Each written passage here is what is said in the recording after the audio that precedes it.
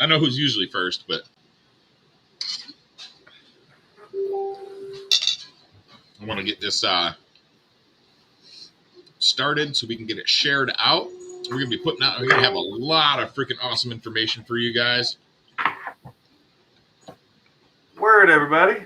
What's happening?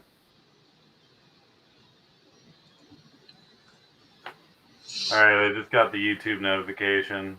What's up, Danish? How you doing, buddy?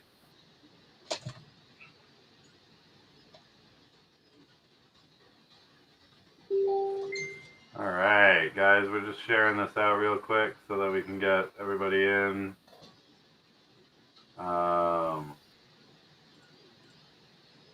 Yeah, I don't have to see if Restream's even pumping me live. The YouTube is I haven't gotten a Facebook notification yet, though. Yeah, it does not look like it's shared to Facebook for me. Yeah. So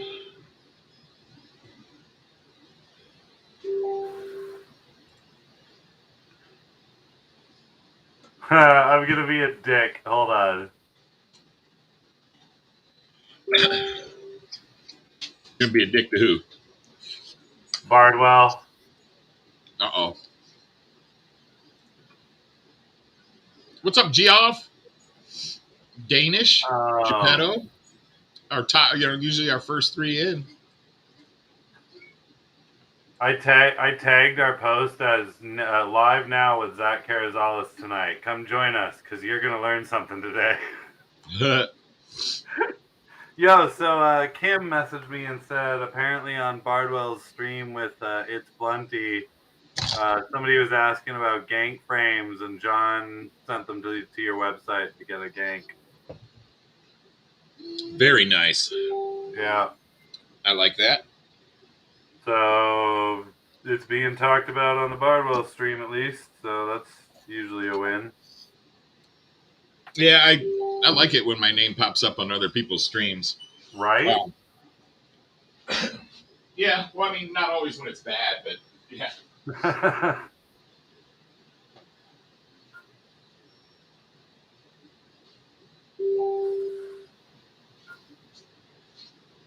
All right, I'm gonna hit the hive with this, and then I should be good. I mean, to be honest, the most negative comment I got was from Ciotti, and it was just that we had no motor protection. So it's not like, and it was true. He was talking about the mutiny and then the V2 Nemesis Micro. So he wasn't wrong. Accurate. And I fixed it. So. All right. I am splashing all the pages right now. All right, we're good.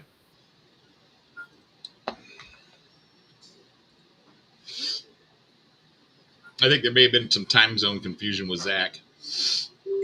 Probably. Just call him. No, he sent me a message. I think he goes, what time is it where you're at? And I'm like, 8 o'clock, and it's 9 Eastern. He's like, oh, is that what you guys go on? I was like, yeah, usually. Yeah, usually. So I imagine he's gathering his things, gathering himself together. Probably. All right.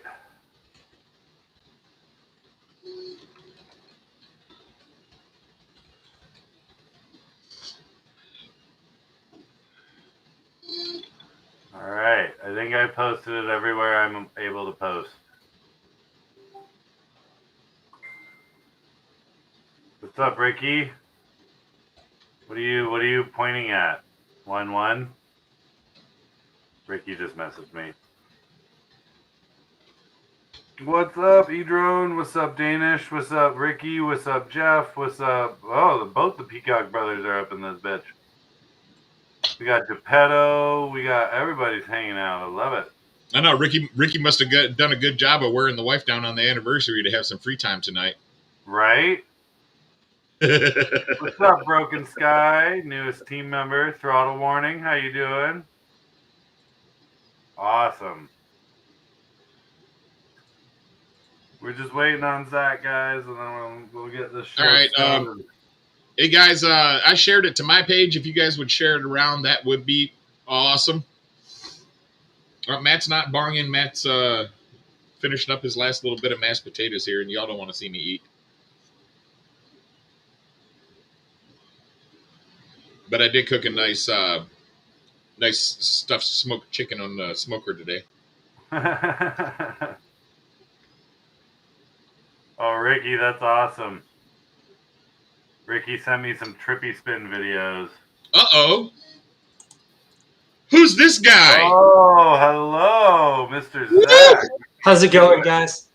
Dude, the man we have not talked to in ages, man. I know, it has been ages. I'm so glad we got this, finally opportunity to check in, say what's up, see how y'all doing. So I've been running around with my head cut off, it feels like today, because I'm kind of like restructuring, throwing some shelves up in my office here. So, oh boy. Yeah, I woke up this morning to I was running a print set for the Necromancer prototype I was supposed to build out today. Oh no! And, let me turn this off here.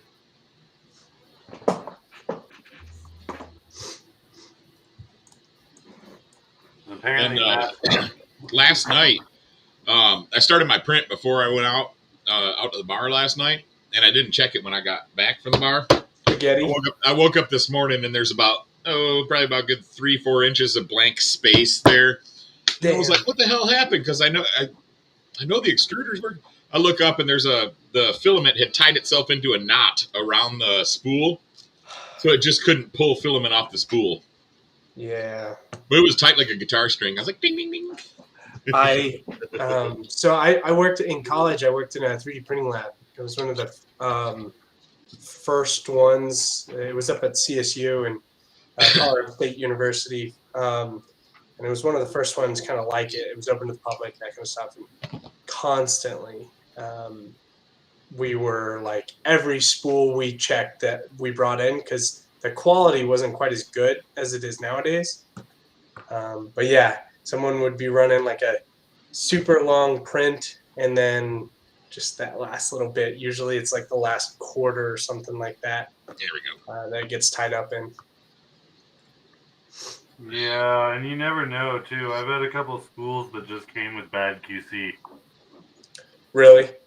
Yeah, where you're just like, oh, okay, well, that was literally like woven through the other lines of the filament. So there's I've had that happen. I've done that unintentionally. Excited to throw a print on, and then you you just pull the spool out, and you pull it out. You think it's good, and you throw it in, and then unbeknownst to you, they'd woven it underneath one of the other strands. Yeah. So tell me, what's going on? How you guys been? I've been good.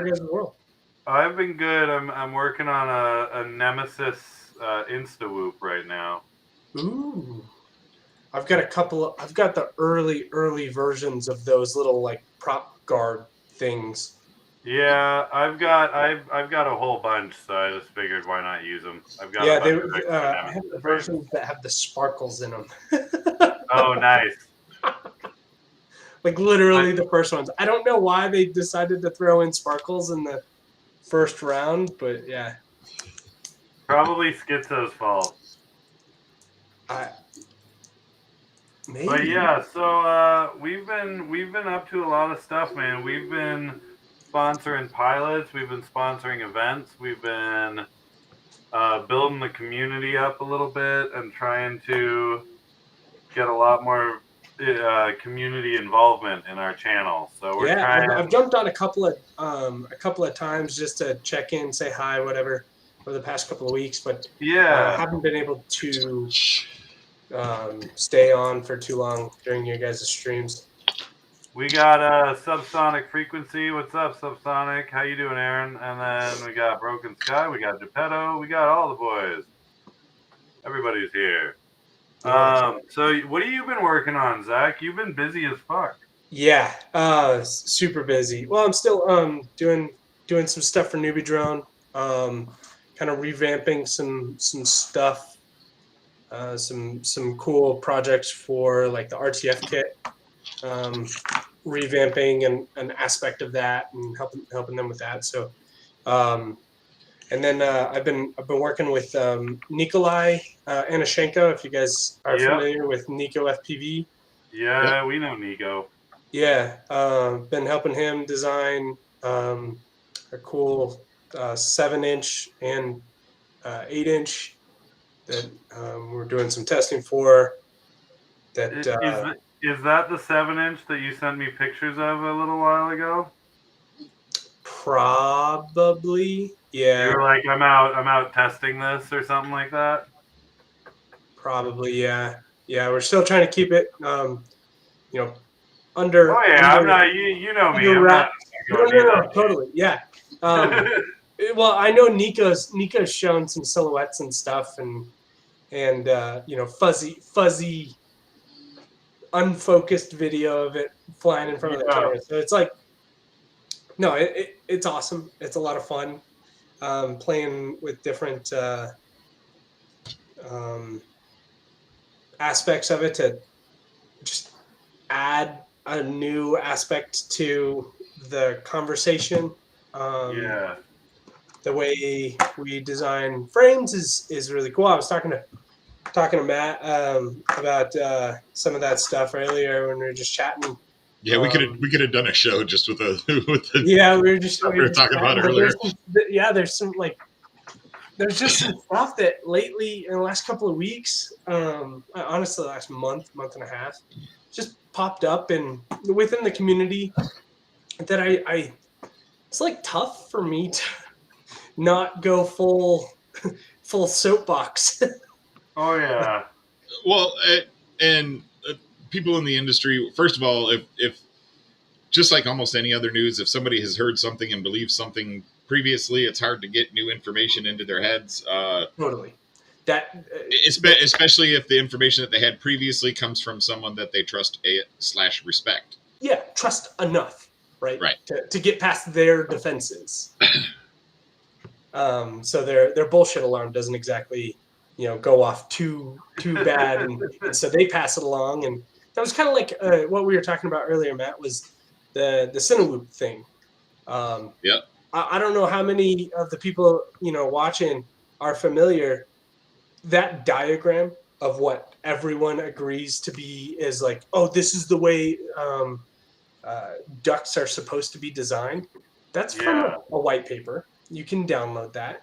You have to dig through the chain um, that Shendrone's, noted in his blog. And I'm not dissing on Shendrone's whatsoever. It's just a lot of people that used that information and misconstrued it, like telephoned it all the way through, and Yeah. literally in like Well, the it's not just executive that, summary. but that report was talking about a specific application, right? So Yeah. So people were interpreting that to be applicable for all applications, and it's not quite that exactly. way. Yeah, and so it was talking about its applications, the duct design for things within this realm in a hover. It literally talks about that in the executive summary, the first paragraph. So and you don't have to read very far. It says, and it alludes to the fact that outside of a hover, you probably won't see the same advantages. And you do Yeah. have to read a little bit to understand why. And it comes down to, well, gravity and drag. The 30% increase that I'm going to mention Andy Shen, Shen drones a couple of times. That's not digging at him. What he does is really awesome. He's usually the first on the ball with a lot of new concepts, and he rides that wave. All respect to him. It's the people who piggyback and then telephone that and incorrectly misinterpret the base assumptions that I Yeah. have issues with. But yeah, it's like whoops just don't, or cinewhoops just don't work well with ducts when they're flying anything tilted forward. Those ducts, they require axially aligned airflow vectors. So they have to Yeah. be Well, completely I mean, aligned. it's not that the ducts don't focus the thrust when you No, they tilt. do. It's that there are other forces counteracting what Yes, the positive side of that ducts are giving you. It's totally. you're Totally. moving sideways and you have a flat duct against the air wall. You Yeah. know, So you have that, and then you have like what we were talking about a little bit earlier, Matt, was like where our approach to design, our approach to starting with a frame, a concept frame. What I do is what I was taught in engineering school. Start with the basic physics, what's called a free body diagram. It's a box that represents your thing that you have to make, and then the Yeah. forces that are acting upon it. And well, when you are, even in engineering, before you draw that, you set out the specifications of what you're trying to accomplish with yeah, yeah, any given project. You have a you're list of things that you want. givens, your assumptions, all that stuff, right? Well, with the free body diagram, if you do it for a quad, um, when it's parallel, plane, the plane of the motors is parallel to the ground, that is a really easy layout. But as you start to tilt, which is what happens, how we move forward or sideways or, upper or, power loop or whatever. Yeah, without variable Um, pitch props, we have no choice. yeah, you have to tilt. So by doing that, we then, and this is it drives fixed wing people. So sorry if you disagree with this, but it is. Our props are our control surfaces. Um, we don't have otherwise because our lift and thrust come from the exact same place. Whereas, Well, and not to mention our yaw and our roll. It's all by increasing speeds of yeah, various motors according to our yeah, movements. but the fixed wing, yeah, of the couple of people who I've talked to before, the fixed wing people have gotten mad at me by saying that more so than others. There are certain planes that have their thrust is the exact their thrusting surface or source is the exact same as their lifting source, but they're pretty interesting. What I'm trying to get at, You talk about like the VTOL type wings, or yeah, I mean birds. well, okay. Or in a conopon or whatever they're called. Yeah, ornithopters. Yeah. Their source of thrust is the source of lift, or the same surface. But yeah, with that kind of stuff, it's weird because, kind of jumping back on track here, as you start to tilt forward, your thrust still stays the same, but the amount of force being directed down to keep you aloft is constantly minimized. And your Yeah. drag increases as you tilt forward with ducted props because they're directionalized. What's up, Steven Jacobson? How you doing, buddy? I haven't seen Steven in a while, so it's But nice yeah, to so pop in. tons of Sorry. craziness. It kind of drives me up a wall when that reiteration without, and all I'm asking is just people just to check your assumptions constantly, Yeah.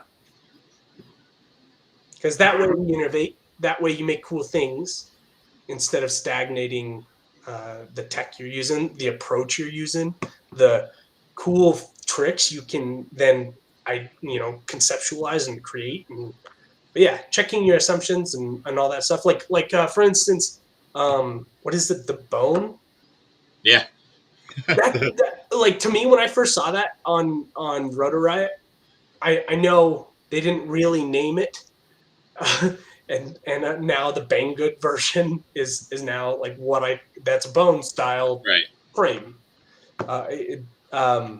But first seeing that, I didn't think it would fly very well, and then suddenly it just has this awesome, interesting characteristic. I was like, whoa, okay, yeah, check my assumption. Yeah, there's a couple quads that have kind of surprised me like that, and then there's some that flew exactly how I expected them to. So Yeah.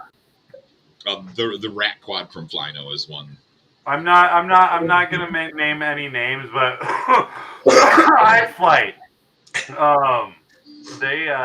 Their frames all flew exactly as I thought they would fly. It was just like Some of them, all of their Cinewhoops fly like literal turds. Hot. Oh, I know. turd. All of dude. I built up a fresh I think it was a XL5 or something, like brand new fresh, and I tried it like 6 or 7 times, tried to tune it. It still had this weird like weight imbalance feeling to it. And Oh then yeah, we can talk about that. That comes down to that free body thing that I was talking about. Is and then I put all the electronics on another frame that was my older frame, and it flew like a dream. And then I swapped back over to the iFlight frame, and it was all weird and wobbly again. I was like, yeah, it's weird how, especially with unfortunately, Armatan has ran into this a couple of times. Matt, we talked about that space age carbon. Woo, space age carbon. There are some things that seem like they'll work, and then you test them, and they work under very specific conditions. And you, unfortunately, as a designer, manufacturer, you do your best to work through all of what you think your customers will use it for and all that, and then suddenly like they miss this big thing. It was like, wow, this really has a resonance issue because of that single plate. I mean, there was more to it, of course, but that's what a lot of people attribute it to. yeah. And you just feel for them. But then we're like, oh, well, we learned this lesson, and then we're like, but Cinewhoops will be fine. We'll try it on Cinewhoop, and it'll be fine. Well, we've got lots of points attaching everything together, right? So yeah, but torsion still does twisty things. What? So. You don't have to think about torsion. Everything's up down, right? Yeah, exactly. Sorry, I was being totally sarcastic there. You're right. You're right. Yeah, if you're watching this, just keep doing what you're doing. They probably are. It makes it easier for the rest of us frame designers out there. No, but yeah, I mean, that's one of the concerns I'm running into with the Necromancer is trying to decide what thickness of carbon and what width of my arms I'm going to need to try to counteract the twisting forces of those freaking 7, 8, and 10-inch motors. So, if you want, I can offer some stuff. I've done it wrong enough times to know. I've tried 5 millimeter carbon with 28 size, with 25, 24, 23, and 28 size motors. If you have two, this is a weird one. If for anyone that might be struggling with a tune, if you're using a 5 millimeter arm frame on a 7-inch, and you're using super light motors, you might have two problems, not just one.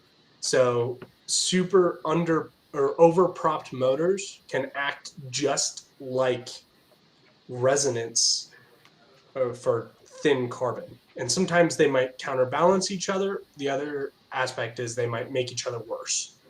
I've experienced both, and go with a bigger motor when you're width-wise, diameter-wise when you're going with a prop, and then generally if you're going 7-inch with a traditionally designed frame, at least 6 millimeters.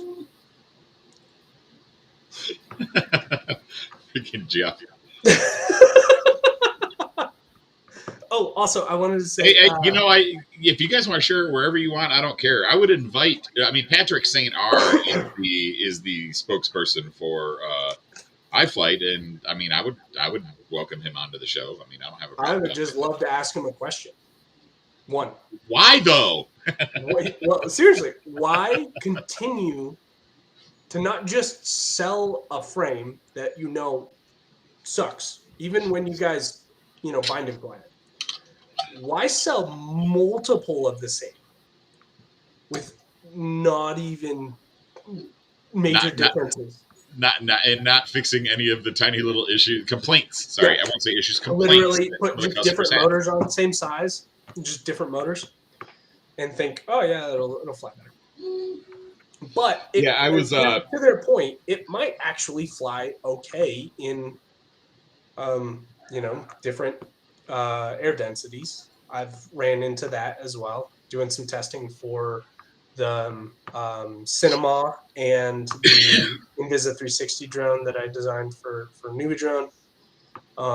There were like significant differences in efficiency here in Colorado than in San Diego. So, Right. but also there was some Mr. Rick. Okay, you said a tilt rotor would be good, right? There is actually a guy I've been following who made a tricopter with a tilt rotor, well, more like vectoring EDF, and it's Yep. so cool. So he vectored the front motors, and then he has a counter rotating tail with two EDFs. So cool. I'm gonna try and find it.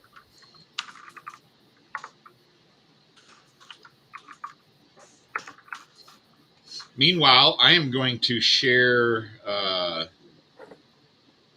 So this is one of Zach's designs.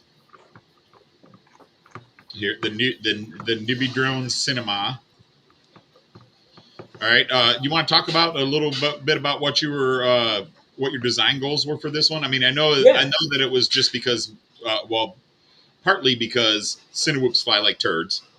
Yeah, and that was one of the things, and there were multiple reasons for this. This was a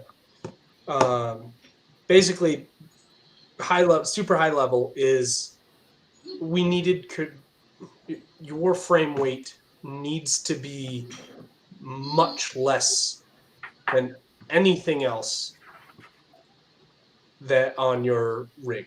So for most 5-inch freestyle rigs, they're no more than I think. Let me pull up my. I think it's 17%, like no more than 17%, but I might be pulling that out of my butt. Let me grab my. Grab my. Well, I mean, it's getting to the point now. You have a lot of things that are going to have fixed pricing or fixed weight to an extent. Yeah, and the ideal with this is the whole thing on a 3-inch. There's only so much the frame can be, and we were really coming up to that with an average Cinewhoop that was 130 grams and 150 grams just the frame. And then you tack on everything, you throw a GoPro, even a session, or let alone a 9. Well, just 10. The ducks alone can weigh almost as much as the stinking frame on some of these. Yeah, and what's cool about this particular frame, it obviously has a cage style, so it's a little bit harder to assemble. Totally admit that one, but at the same time, you shouldn't. The way it was designed, you shouldn't. For most repairs, you shouldn't need to disassemble it. So it just once you put it together once, the repairs are simple. It's just you can get your soldering iron in there and get everything out. But that was kind of the approach. But the other thing with the ducks, this view is looking at the bottom, right? So you only have a single horizontal plate. Is that what I'm seeing? Yeah, and then you basically have protective rails. Right, and the rails are, which you can see in this view here. Well, kind of. They're kind of tucked back. Yeah, I got one right here. This is kind of built up. I've taken it apart here, but so these belly rails.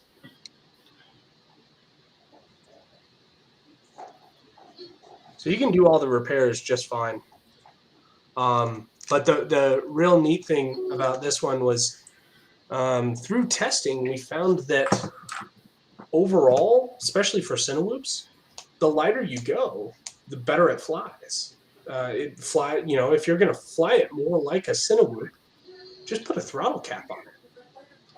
Well, so and you still have that power. You just don't always access it. But if you want the duct feel, you can add ducts. They're downloadable through NewbieDrone, and then but stuff like this. You ready? Nice. They pop pop out. right out. They clip. There's a small little lip. These are TPU. You can scuff them. You can print them. But Nice. they have little seated little aspects, so they slide in. I'm trying to get a good. These little things seat into a couple of the locations on the frame, so they sit there. They don't twist. Nice. Yeah. So they work. Another thing, if you guys want, if you're designing a Cinewhoop, I'm gonna throw you something that I haven't really talked about, but it's a really big deal. You can change the pitch and lower the total decibel by adding some super cool things, and I totally recommend it. These little, see these? Yep. Yep. These are not my idea. All I did was I went on how are airplanes, jetliners, how do they manage to lower the decibel levels? And the most recent Airbus 787, they have done some insane stuff, but they put basically these little, I can't remember what they're called. There's a specific name to them. But these tiny little, they look like, I think they're like bat wing, bottoms shaped there. But they did that same thing on their engine, and it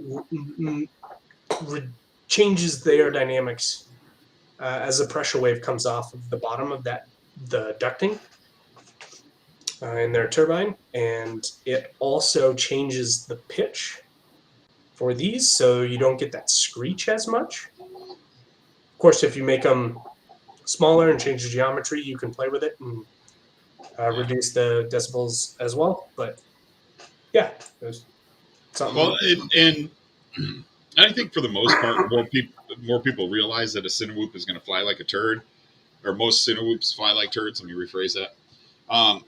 But I think they kind of, it's like we were talking about earlier, like they expect it, right? They just deal with what it is because that's what it is with almost every designer.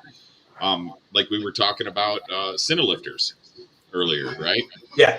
And the fact that not a lot of people pay attention to freaking center of gravity at all. Yeah, I mean that's across the board with a lot of frames, but that I pushed that from day one when I was designing frames, and so you mentioned some of the other stuff that I've designed. Now a lot of people are asking who's the guest. And yeah, my name's feel Zac free Carrizales. to drop everything you've designed. I mean that's no.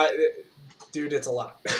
Yeah, well, we've got a lot of people on here that might not know you, Zach, from the That's last fine. time. I can do a quick introduction. Give a little intro. I've been on here once before. For those of you who are watching, they luckily enough were kind enough lucky for me, kind enough to have me back. But yeah, I've been flying for almost 6 years, and been designing all sorts. I've designed motors. If you guys fly whoops, I've done a lot of the design for the espresso motors. The 75 whoop. This frame was my baby. I love this thing. Hey Zach, I did the Vivid Matt, frame. make me big. Yeah, there we go. What? Zach, I'm not gonna lie, man. I've been flying whoops with iGo for a while, and I did that one just for you, buddy. Dude, I love the 2S setup. Not everyone loves the 2S setup. Oh, I love it.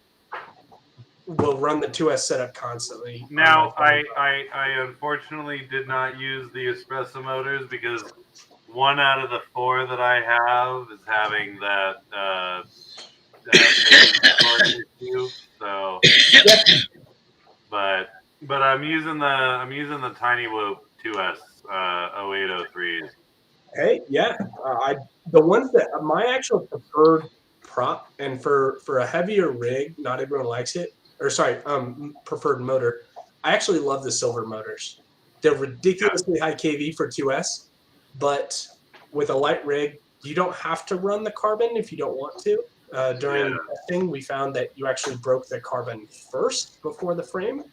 So for the most part, it's just extra, insurance policy. I don't fly it on the ones that I love to do freestyle with, but yeah, go to for the 75 millimeter or the silver motor 2S, and then just whatever you typically fly for, your board and whatever.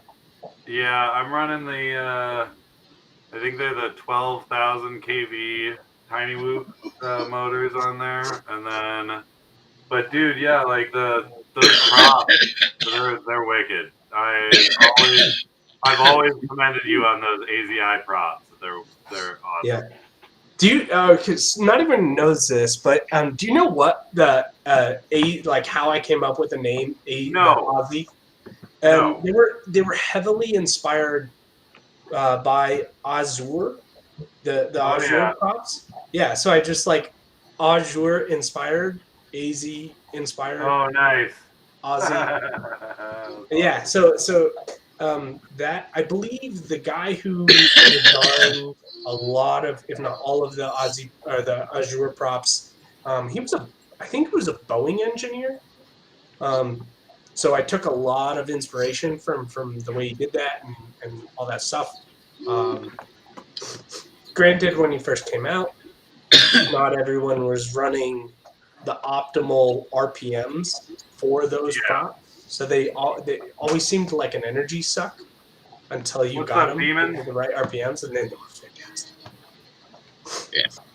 Well, and that's another thing I tell like people like my Pixie. People Yeah. Yeah, ask, well, you're running 3S on 6500 kV, and I'm like, well, yeah, but I'm using 3018 max 3025 props. yeah. Yeah. Well, I'm not running 3040s, 3050s, insane shit like that. But you really do it. I mean, there's the reason they make the props that pitch is because when you're like, when you're running that high RPM, you can't have that much resistance getting up there, especially with these small boot boards and stuff. You're going to overamp the motors, overamp the board. yeah, it really depends on your angle of incidence. So, what I ask a lot of people, this might seem like a stupid, simple question, but I ask a lot of people when they're like, "Hey, what motors or what props or whatever?" I always ask them, where do you tend to fly in your throttle range? And the reason why I ask that is that's typically correlated with your RPMs, loosely, your RPMs, your elevation, and your angle of incidence. So, how are you flying like this? Are you flying like this? Are Right. you flying like this? Are you flying like right? And the reason why that's really important is because certain props work a lot better with a specific angle of incidence. And for those of you who don't know what that term is, that's all right. Angle of incidence, so you have your angle of attack, the blade. Angle of incidence is the resulting angle that as your quad starts to tilt forward, what is this prop actually, what is the air actually impacting that prop at? Yeah. Angle of What's up, incidence. Anita FPV? Also, I saw a comment in here that, subsonic. Damn, did he leave or not? Anyways, I No, have a frame Subsonic's still here. That's Aaron that I Randall. that I first called a Cineturd, and that's eventually what turned into the Cinema. So funny enough, yeah, for the longest time I called it the Cineturd because that I was just like, what could I do with this? And tongue in cheek, Yeah. right? What frame is that? Asks Aaron. This is a custom frame. This is it's called the Fusion frame. Yeah, that's the one you put the battery underneath, right? Yeah. You Let me slip grab it in with the, yeah, I think Yeah.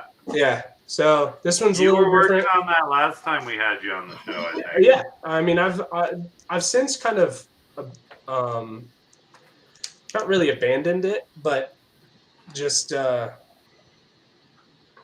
talked to a bunch of racers, and they're like, "Oh, I'm just really concerned about an impact and hitting the battery into the carbon." I was like, "That's a fair point. I didn't really think about that, but All right, Yeah. so we got one question and one kind of confirmation. So all day I dream of FPV would like to know what would be a good low profile prop for at about 25 degrees. how fast? Like one elevation? Where are you at? Where are you flying? Are you flying in Chile at 10,000 feet? Are you Colorado, flying yeah. in like you can count your sea level, your feet from sea level, and on one hand? Are you in New Orleans where you're negative 400? Negative? Yeah, you in Like- Death Valley. Those are actually really important, and that doesn't get talked enough about because air density is one of the other major factors. So tip speed, RPMs, and air density are the two biggest things behind Reynolds numbers, which apply to how much lift you can produce off of a prop, how it's designed. But yeah, where are you coming from? I think he is. But I can give you a general. The other thing that Hey, is Adidas Royal Mackenzie? I'm not sure. I think that might Adidas. Are you Royal? If you're Royal, then Montana. Okay. Yeah, he's in Montana. Between Royal, great. I think. I'm in Colorado. I'm in Thornton, Colorado. Any of you who fly whoops, I'm like not too far from where they held one of the more recent ones in Colorado.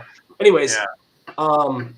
what I suggest, I like running higher RPM, lighter builds because I like that responsiveness. When we're talking responsiveness, we're talking. We have to define terminology. Another thing that I wish more people did here in this hobby. We talk about flow. We talk about this S-bang. We talk about the other. I just want to know, so we talk the same language. When I'm talking about responsiveness, I'm talking about how quickly can the motor turn that prop in response to an input that I give the quad. So I typically like a higher KV motor. I fly 6S. I like my quads less than 700 grams. Sometimes I can do that, sometimes I can't, but you vary the KV appropriately. The motors I like, I actually designed the flow motors. I picked that 1850 kV because I live in a higher elevation with less air. So I run that, and I love the Gem Fam 5146.6 for higher elevation, slightly higher elevation. It just has a snap that not many others do, except for the new Juicy prop from HQ. Yeah. But you need higher KV for that. I just set up the Nemesis 6-inch, the OG Nemesis that Matt did, and I just for you, Zach, I've got the Flow 1850 kVs on there. I mean, dude, fly what you like. Like I'm not they're gonna great. I won them. I won them off one of the Bardwell streams. I won the 8-pack. Oh, dude, that's nice. I was like, fucking right. All right. Like, so I've been using them, and I have beat the crap out of those motors in the last build that I had them in, and I literally just pulled them off, put them in the Nemesis, and they worked perfectly. And I was like, awesome, wicked. One of the newbie drone pilots, Levi, he beats the shit out of his flows, and he's a damn good pilot, killing it on the track, on the circuit, but he swears by him. I actually wanted to go a little higher with a KV, but I didn't think, the people at lower elevation. Realistically, when a lot of manufacturers launch, they should have 4 KVs. Yeah. They should have 2 for 4S and 2 for 6S. But the 2 being a little bit higher in the throttle range, somewhere around 1900 KV for 6S, and then lower in the throttle range, closer to 1700, 1650, somewhere around there. Because that counts for different types of builds at different air densities. I'm running mine, my Nemesis I'm running with 6-inch props, but I'm flying it on 4S with the 1850s, and it seems to handle just like the 2450 kV 4S that I would have on a 5-inch, you know? Yeah, and again, that's a weight thing as well. Exactly. Like on this frame, a weight and resonance, weight and vibrational signature thing. This thing has 4S kV, actually 2450s, and I fly this on 6S. Yeah. And I can fly this on a stock tune. Nice. Because this thing has just crazy, interesting. It spreads out. So what you want with frame resonance, it's okay to have resonance. That shouldn't be a negative word. Everything has resonance. You have resonance. Your glass has resonance. Would you call me? Exactly. You know, well, the frequency that it resonates at is more important than how much frequency it has. And specifically, which natural frequencies. So if you have multiple resonance zones, are they stacking up close together? What's up, bitches? I typically don't run with a whole lot of TPU specifically for that reason. I've found that a lot of TPU, especially like antenna mounts and this and that, they can actually add, because their TPU is flexible. So it can introduce resonant frequencies, vibrational frequencies into some areas that for quads, I mean, most of the testing that I've done, just you can do it on your Fusion 360 if you've got it, SolidWorks if you've got it. Super easy to run modal analysis. You do got to set it up right, and it takes a little bit to understand what it's saying, but it's not hard. Yeah, there's some videos for. I don't know if for Fusion 360 there's a couple videos that'll walk you through it pretty easily. Yeah, and but how that relates to what your quad is doing, and then basically you just need to know, okay, my frame has vulnerabilities in this realm of frequency, and a lot of 7-inch. We were talking about 7-inch earlier. A lot of 7-inch currently on the market, if they are 5mm carbon, they will 100% have a resonance frequency on the pitch, because your arm does this. Because counter, it's your arm is it's a lever, so it's just holding out that heavy motor out there, and it and our thrust forces aren't always directly up and down, right? Yeah, but most people that's true, but when thinking about like what your thrust is actually doing, your thrust is not actually acting that way on an arm, because you're free. This thing is floating, right? No, it can do that. Yeah, totally. But most times it will, when it hits that resonance frequency, it'll wiggle, and that's usually for 7-inch with thin arms, usually at the 100 hertz range. Why that's problematic? That's right at the bottom of where your filters like to work in your flight controller.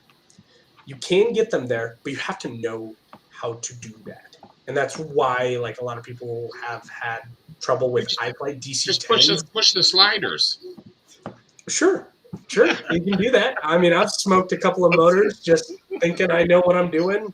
Dude, I've actually watched videos where guys go, they're but yeah, using the sliders, and all of a sudden the quad just falls out of the sky. I don't know what happened. The coils are black. I'm like, oh, well.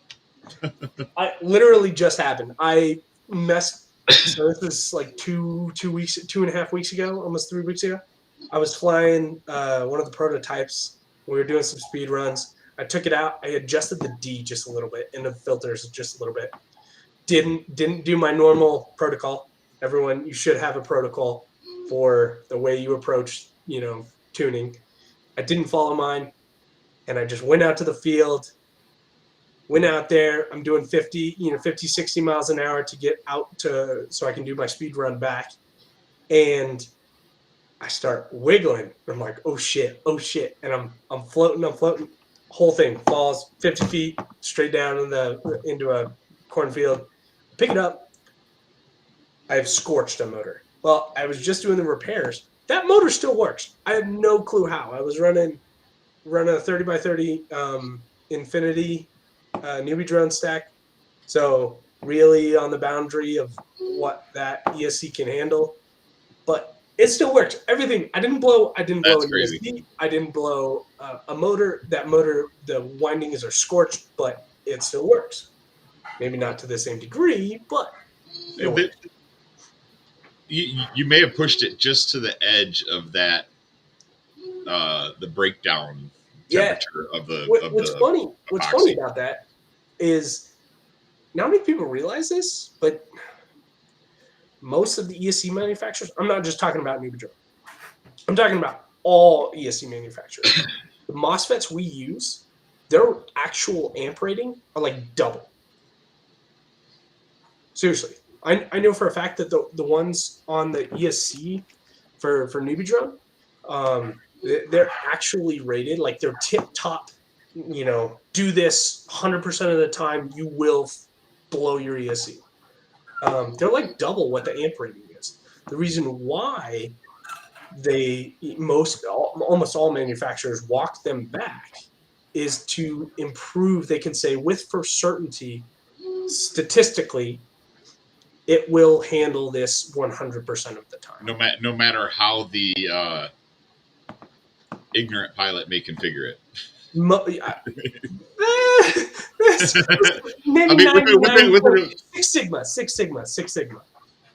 But no, I 100% pushed that ESC to at least 60 amps per channel, and it's a rated 45. So and I've been noticing that it used to be the burst ratings were only 5 amps more. Now they're pushing to like 10 and 15 amps more. But the MOSFETs themselves that are on these things are rated for quite a bit higher as long as you're dissipating the heat properly. I was really bummed about I shouldn't shit on iFlight anymore, but the Beast, they overrated those MOSFETs. The 80 amp 6S, yeah. Or yeah. Those are the same MOSFETs we use on the all-in-ones. Like they were not, at least we did, like the previous, like your average all-in-ones, they weren't any different. And so I don't know why they put that amp rating on there. And so people were blowing them, not necessarily because of MOSFETs, but probably didn't have a great tune on them. And on top of that, you can't fit enough voltage regulation or capacitance on those all-in-one boards to really make sure that your ESC is not going to be overloaded. And then you've got them sending them out to people like Ivan. Ivan Efmoff, and he puts them on a freaking race quad, runs 6S, and he's pegged on the throttle all the flipping time. Yeah. So he got like almost a full good day out of it. He even made a post about it. Man, this thing's working out pretty good. And then the next race day, it was just, it's like, man, how's that iFlight holding up? Nah. I mean, I was using the newbie drone stack on the Infinity stack on a 7-inch and doing 120 plus mile an hour pulls for speed runs for weeks. So give and take. If you have the right tune, your shit lasts longer. Yeah. So Zach, you were we brought up the flow motors, and everybody here knows how much I'm a diehard for motors that I like. Like I was that guy that flew Emax red bottoms for like 2 years.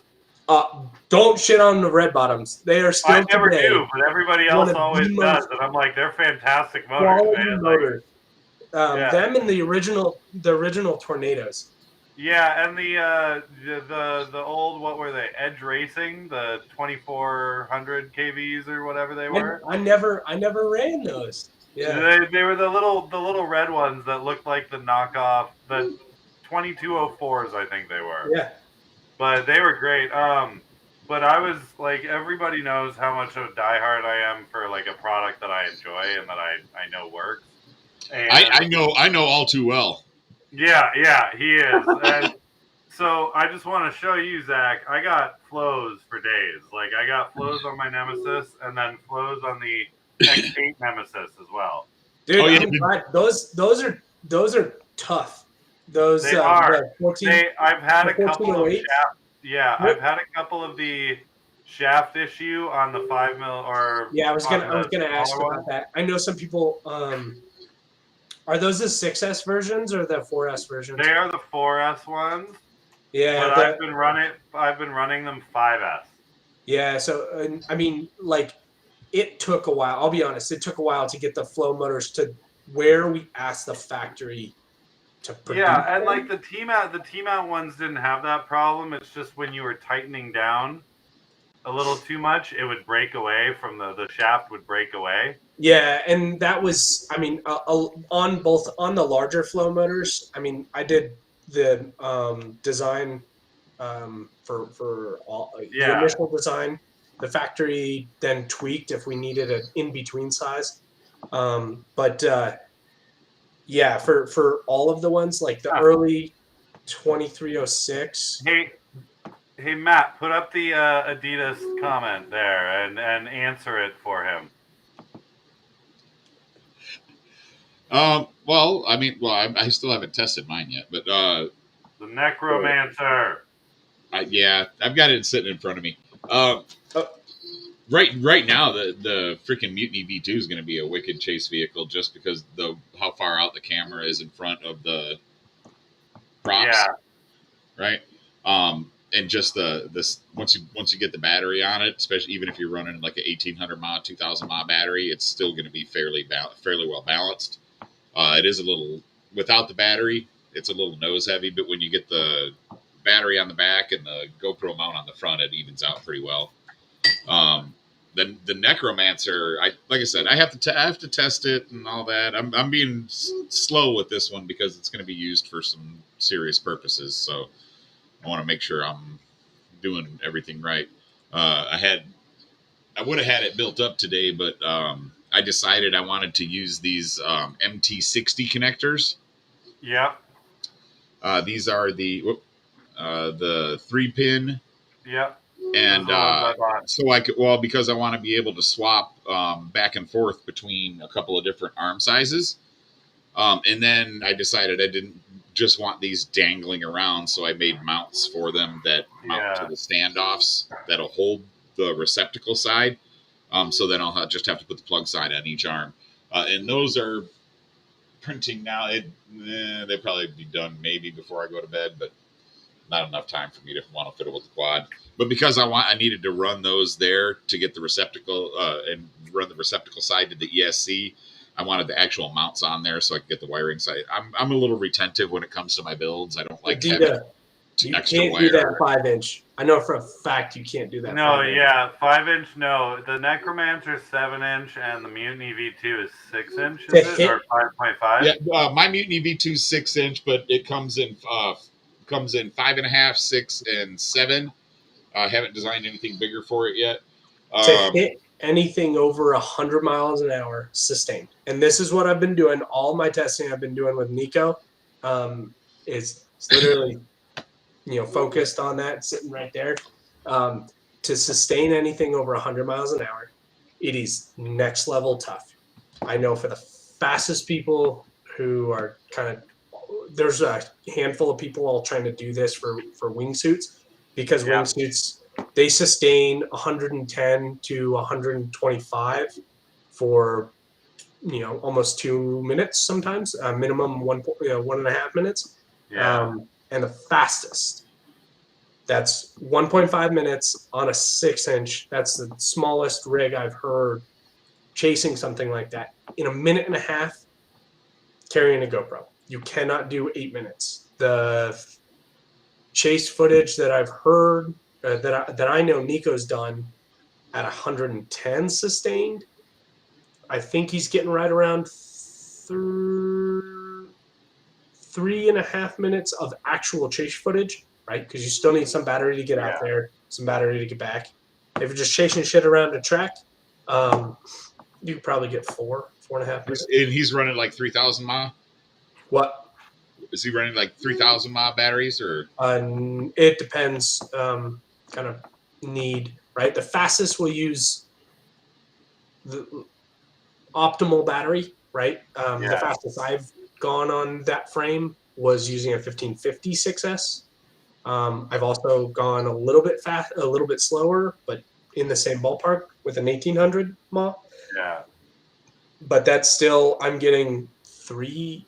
But you'll find that if you are doing it, I would pick what they have on the market is not high enough RPMs for the props you need to hit those speeds and sustained. So 1500 at my elevation, I'm about a mile high, 5,000 feet in Denver. If you go lower, you obviously don't need as much. It's still maybe 100 kV less, but you are limited to what's out and available on the market. So I'm gonna say challenge accepted. I'm in. Let's do this. Oh, I would go. If I would do anything, I've seen people post on some 8-inch rigs that could kick ass. Oh yeah. Oh yeah. So, part of the reason I mean, the quad that I'm working on, I showed you a couple pictures of it. But yeah, I'm gonna have to make the arms thicker for the big and wider, I think for sure. But it's right now it's capable of holding fits a 2200 mile or 3300 mile battery on it, up to, and then 7, 8, and 10-inch props, and I've got those will be coming this week. Yeah, I didn't get any 10-inch props because Pyro was out of them. Everybody was out of the 10-inch. I had to scale my Kraken down to 9-inch because I couldn't find any more 10s. I ordered some 7s and some 8s. I ordered a couple different kinds of 8s. Wait, I ordered some carbon infused 8s. What's up? So were you trying to get some more of those aeronauts? No, I was 10-inch. trying to get I've heard those are heavy. I didn't get a chance to try them when we were testing 10-inch, but the HQ 10-inch ones, the new ones. I'll be honest. I've been scared to fly HQ stuff in Dude. anything bigger than a 6-inch since I had 2 props explode in the air. You are not wrong. I know exactly why. I looked at the props. They only have 1 gate. Oh, I know. Every time I've landed even remotely softly, I've broken a prop on the Kraken. But it's when I'm flying, like I can freestyle it no problem and have no issues with the props.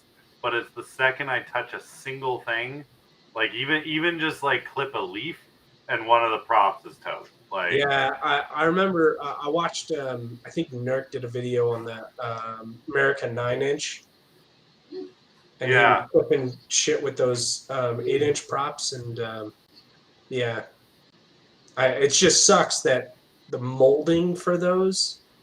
I don't know why they're not scaling the hub appropriately. Yeah. So like, okay, just like T-mount. T-mount for anything smaller than 3-inch is way too much hub. Yes.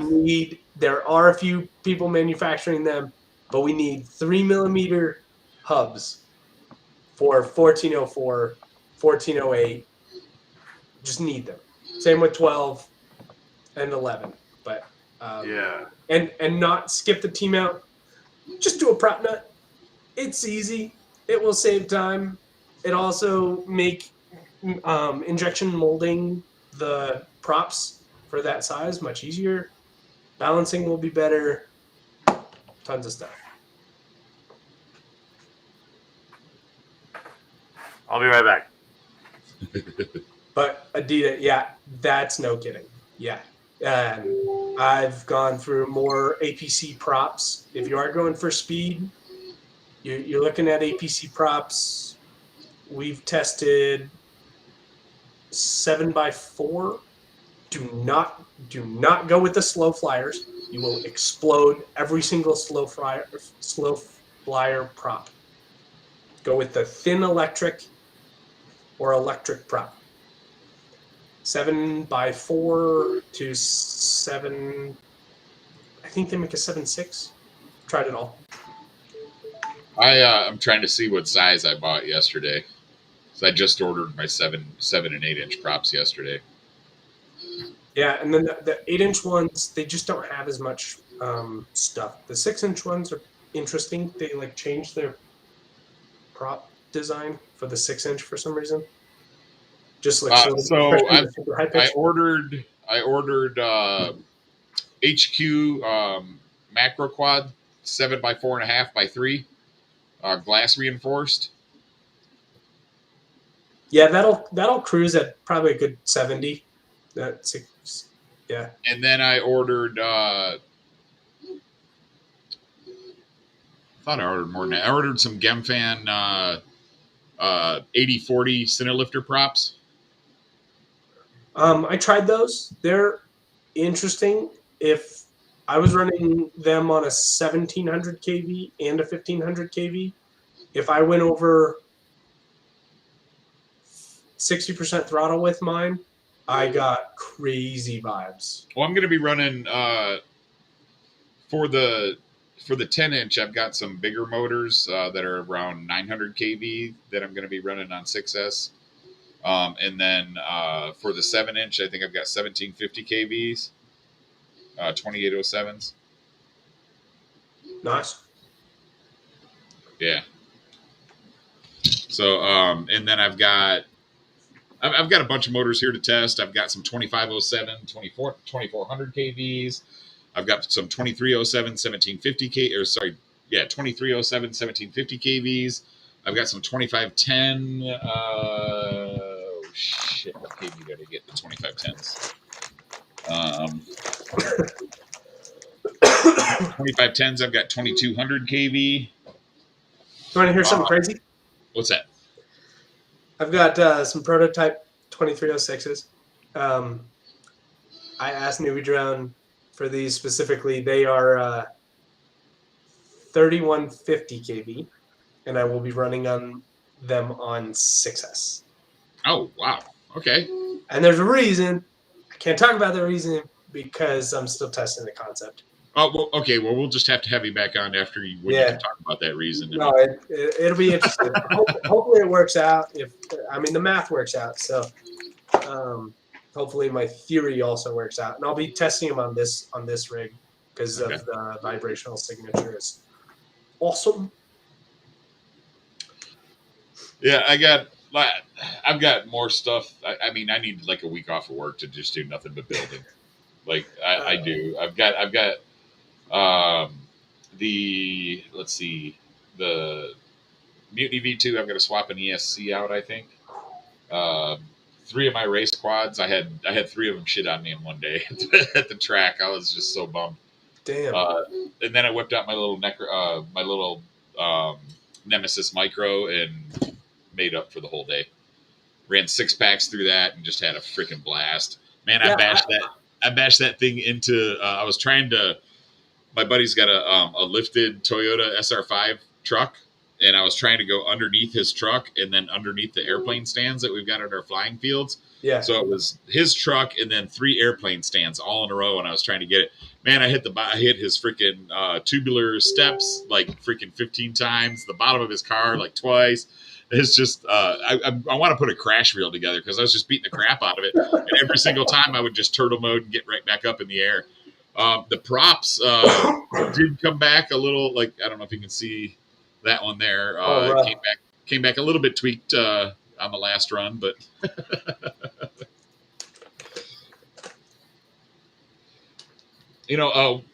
we said some things about iFlight. One of the things I do have to give them props for is their Zing micro motors are fucking durable. Oh, I'm giving iFlight shit, but I can't help but appreciate what other manufacturers do. They come out with good stuff. Now, if the ideal is like I'll admit I'm not the best designer in the world, hands down.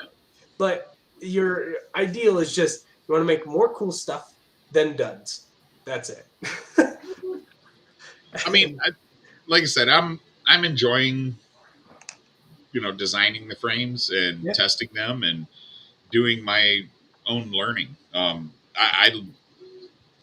kind of like you when you say, look, I got to have a blank canvas. You have to give me a bunch of information along with an answer. Otherwise, I'm gonna try to find that information someplace else. Yeah. Right? Yeah. I don't know. It just feeds my creative side. It gives me something to do in my spare time. I mean, maybe eventually it'll become a full-time thing, but I don't need it to be. I don't.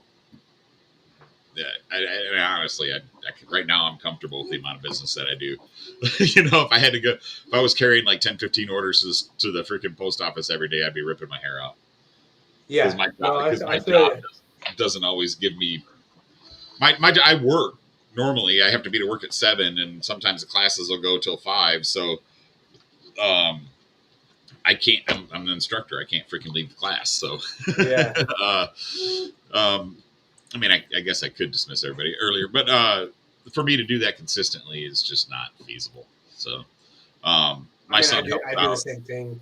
my son helps out taking stuff to the post office for me when I get busy, or when I'm stuck here. Like I had to give online training this week to some guys out at Intel and some guys out in Micron and Boise, and so I was just. That was the most boring thing in the world for me, was me talking over the web, no cameras, just me presenting my presentation and swapping screens. Just your voice. That's tough. Yeah, and I kept trying to encourage the class to ask questions and things like that, and it's just like, through every section. Oh, no. I mean, at the end of the class, I got like 3 emails from some of the guys in the class that just saying they learned a ton, and I don't know. It's just been frustrating lately. Like this class that I had to give, they gave me 3 weeks to learn a whole new operating system for our machines, how it interacts with our robots, how to teach it, and and create a training presentation and then give the training presentation. So, wow. I told my boss, I was like, look, man, I says, this is kind of, it's getting on my nerves. I said, you're giving me all these projects. You're not giving me enough time to get them done. You ask me how much time I need to get them done. I give you a reasonable estimate, and you always cut it at least by half, and then still expect the same quality of work. And I said, I can't keep doing that. I said, my OCD is freaking out right now. And he's like, yeah, but he goes, it looks good. And I was like, he goes, it's better than what Japan gave you. And I'm like, but is that really the bar? Because what I got from Japan was literally 2 hours. Yeah, what I got from Japan was 2 hours training for 3 days, and half of the class was the translational back and forth, right? So when I ask a question, they got to translate it to the instructor and back, right? Because I don't speak Japanese. Neither do I. Well, I mean, like, honestly, I really should have learned when I started with the company, because I was around Japanese installers and Japanese expats all the time. Now that I could find it useful, it's, I don't know. I could still push myself to learn it, but I got so much going on right now. Yeah, I hear you. I got too many projects. Oh, hey, Subsonic. You were talking about you want a 5-inch, a version of your 5-inch and 3-inch. Dude, this is something I've been working on for okay. So what led me down to design the Aussie props, the original 31 millimeter Aussie props, was this idea of, and I flew a whoop and I was like, this could be better. And then I did some market research. I was like, what would be an area that I could like try and make my hobby pay for my stuff, or pay for itself. And then I saw props. I was like, oh, cool. I'll try that. Started designing this and that. And then I was like, wow, these props really suck. You can actually improve them quite a bit. And then I had this idea of, okay, I just want someone to be able to Matty flip an end table in a living room. That was like end goal, right? Took almost 2.5 years to get there, with all the other electronics, motors, whatever, to get there.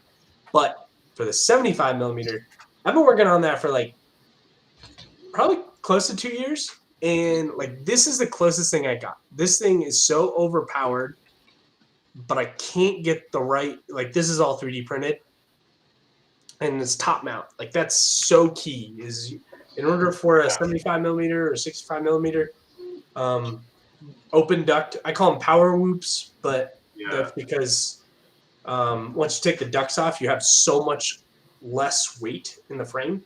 So they're so much more powerful.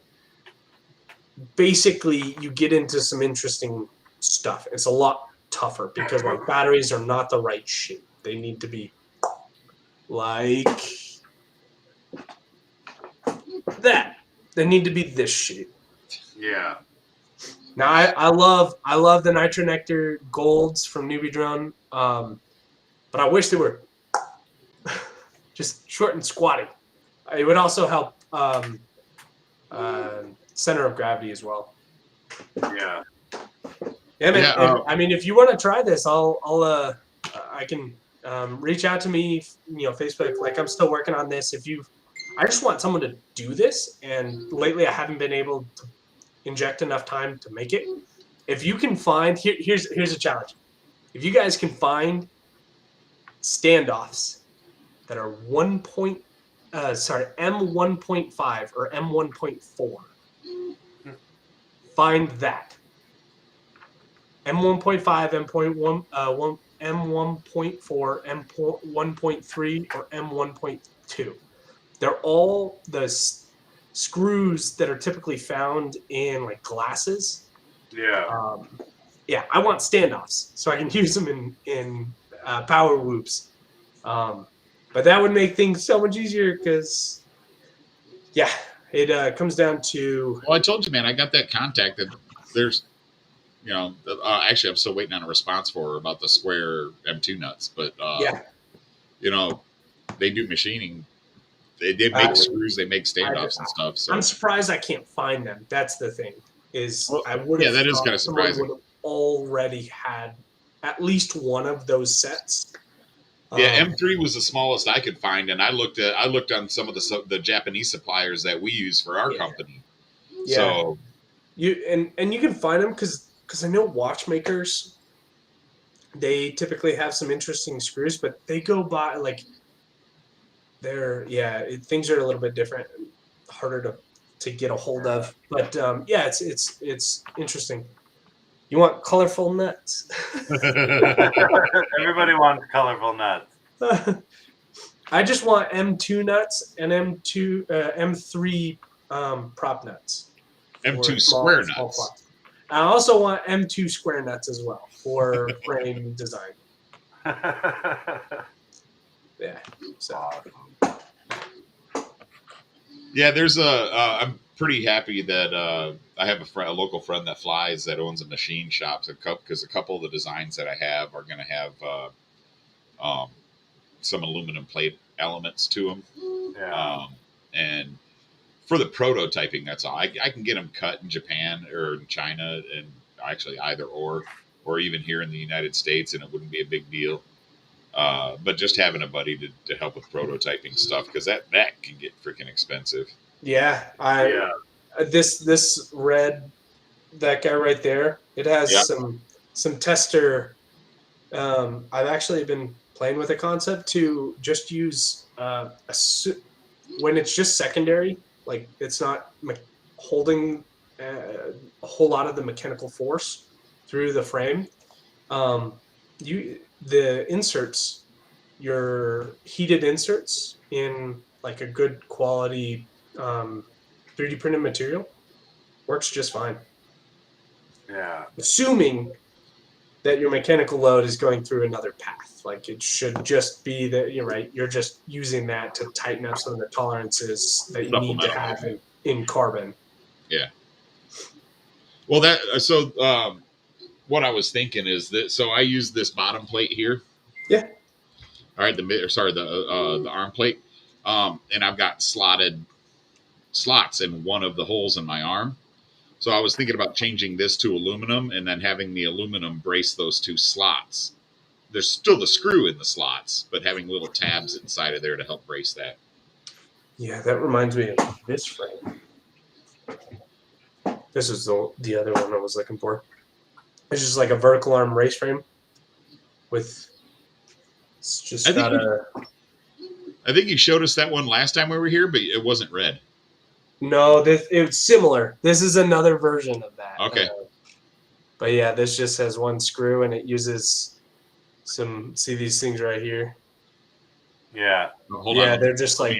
Enlarge. There you go. These are just little mounts that sit right in here. It's 3D printed. Yeah. And then it's got heat inserts. And so one screw out and your arm. Nice. Damn, nice. And so mechanically, it's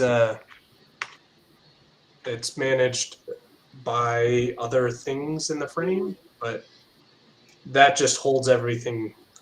One of the things that holds everything together is just that screw. So. Yeah, Subsonic. That wanting a 3-inch version or 75 mil prop version of my freestyle frame is what drove me to freaking design the Nemesis Micro. And it, now that one I kind of did. I used the layout of the same arm angles and everything as the OG Nemesis, so it's a squished X. But it flies super nice, and it's been proving to be quite durable. So I think I've got 60 of them out there now, 70 of them out there now. So, and I haven't had, nobody has broken one yet. Knock wood. So, Mr. Rick, I don't know that frame. The Nemesis Micro? No, the Aussie. He's talking about sorry. I don't know that frame. I think Is that a box frame? Oh, yeah. The OSSI, it's I think it was a European or a frame from down under. Yeah, those are all box frames. No, it's similar. I'm not a big fan of the approach that most box frames use to mount, specifically at the arm ends. It's not enough carbon to manage certain crashes, but yeah, this particular one uses the same concept there. I think he meant the OSSA. That's the Falcon one. The OSA. Yeah. The box frame. I just typed the Falcon OSA. Yeah. I like box frames. They're okay. I just it's a lot of, in my opinion, right? Everyone's got an opinion, like something else, but it's just a lot of carbon, and I think could be managed differently, like in other ways. Yeah, that's why that is one way to do it. There are many other ways. I don't know if you ever saw the Star-Lord Express. There's a buddy of mine, Star-Lord, designed a vertical arm frame. Star-Lord he never really sold it. Like he had them cut himself. The whole thing was made from 2 mil carbon, and he races out of Dallas. Let's see if I can find. Yeah, show me a picture. I want to see it. Let me see if I can find a picture of it. Yeah, I'm looking too. And he's actually got another one. I think I might have trouble finding it. I might have to message him. Well, I mean, like I said, he never sold it. So I know he's got it on his Facebook page, but it was a while back. Yeah, that was what, 2 years ago? A couple, yeah. I wish, that's what I use rotor builds for. You guys ever visit that website? Oh, yeah, I know what you're talking about. That's like such a fantastic historical reference of different quads. Like if you have a unique quad, just make sure you document it there, because it'll stay there. And then I get to go look at it and go, damn, they did it first. you know. Yeah. Well, he made. Let me look. Like the Matt, I just sent you AXSR. one. Was the Oh, you one that found a has pic? the unofficial I think speed so. record? If this is the Express, then it's the one I'm thinking of. This might no. I think might be the newer That's the one. new one, right? The new Express that he's doing. Yeah, I don't know what he's calling it yet, but here, let me share it real quick. That's the Cocati or whatever it's called. Man, stupid Facebook won't let me zoom in. Thank God someone else is doing that. Okay. See that right there? See how this is a major thing that I've tried to figure out a solution for. So lowering the prop line to be closer to the battery. So the battery is significantly more heavy than everything else. So lowering the prop line to the more of the center of gravity on a quad for a bottom mount battery that's actually below the main part, which is why I designed this guy like this, because this is like perfectly centered. Right. He's Well, trying and the to get battery there. is up. Yeah. Yeah. The battery's more centered. The compared to the battery, the flight control electronics are negligible. Yeah. Oh yeah, totally. So you can also, technically speaking, you can build a frame and then make a stiff enough arm coming off and sitting up at the back, you could fly. Just put your stack up there or your flight controller up there and your ESC down here. You could fly with it, like as long as it's if it has a similar resonance frequency envelope to what the average quad is seeing, then yeah, you could fly from up there. Dude, that looks good. yeah, That's way good. It looks like something I would design. That looks awesome. And I told him if he ever finishes it, I would carry it on my site for him. So wait, bring that up one more time, if you don't mind. Matt, I sent you a clearer photo of it that I found. Hold on, I gotta reopen another Facebook window because I closed it. How dare you? Showing your Facebook there, Matt. What's that? Yeah. Hold on. Here, there we go. Yeah, Mr. Rick, you're talking about the exorcist. Yeah. Is that better? There you go. Oh, I see. That's pretty neat. So he's got those cross beams that hold the motor mounts into the arm. That's a neat way to do that. So Andy's also got a little groove here that the arm tucks back into. Yeah. Or sorry, that the motor pad tucks back into. That's the way this one that I've designed does it. I mean, this is an old design, but I use a TPU. I call it like a TPU cap, or sorry, a motor cap, and I just clip it. Yeah. Okay. It's the way I've done this one, and I know for a fact this thing hauls because I've used it on a couple of other designs as well. It's actually used on that cinema concept. For those who don't know, guys, Matt is hosting the show tonight because I gotta bug out in about 20 minutes. But that's why it's not as buggy tonight. Right? Yeah, that's why there's not as much lag and glitching. But that's also why your comments aren't being cycled through as frequently because I'm in control. Yeah, exactly, and why I'm not responding to a lot of them at the moment because this is Matt and Zach's show. They know a lot more about this shit than I ever could. Whatever. Don't. Dude, you got the real world experience, especially for the big stuff. You've been testing a lot of the big stuff. It's funny. I have two sections. I'm the king of micros and I love the big ones. So I'm like, all right, whatever. I'll fuck with both. Yeah, I'm a Zach of all trades. Yeah, y'all have seen my garage. I like pretty too. So I've been hooked on 3-inch recently. I've got like 5 or 6 3-inch rigs going right now. Yeah, I got since doing all this testing for the 7-inch rig, dude. Nothing compares to screaming at 100 miles an hour, and it's beautifully smooth, and nothing screams like a 7-inch or an 8-inch. Nothing. Dude, that 10-inch Kraken, man, when I juice it, it's just super smooth, and it just gets across the park in no time. And it's like, oh, wow, okay. Like doing a quarter mile and, doing 100 plus. Pretty nuts. Yeah. Yeah. And that's the thing. Like I was doing like power loops and stuff.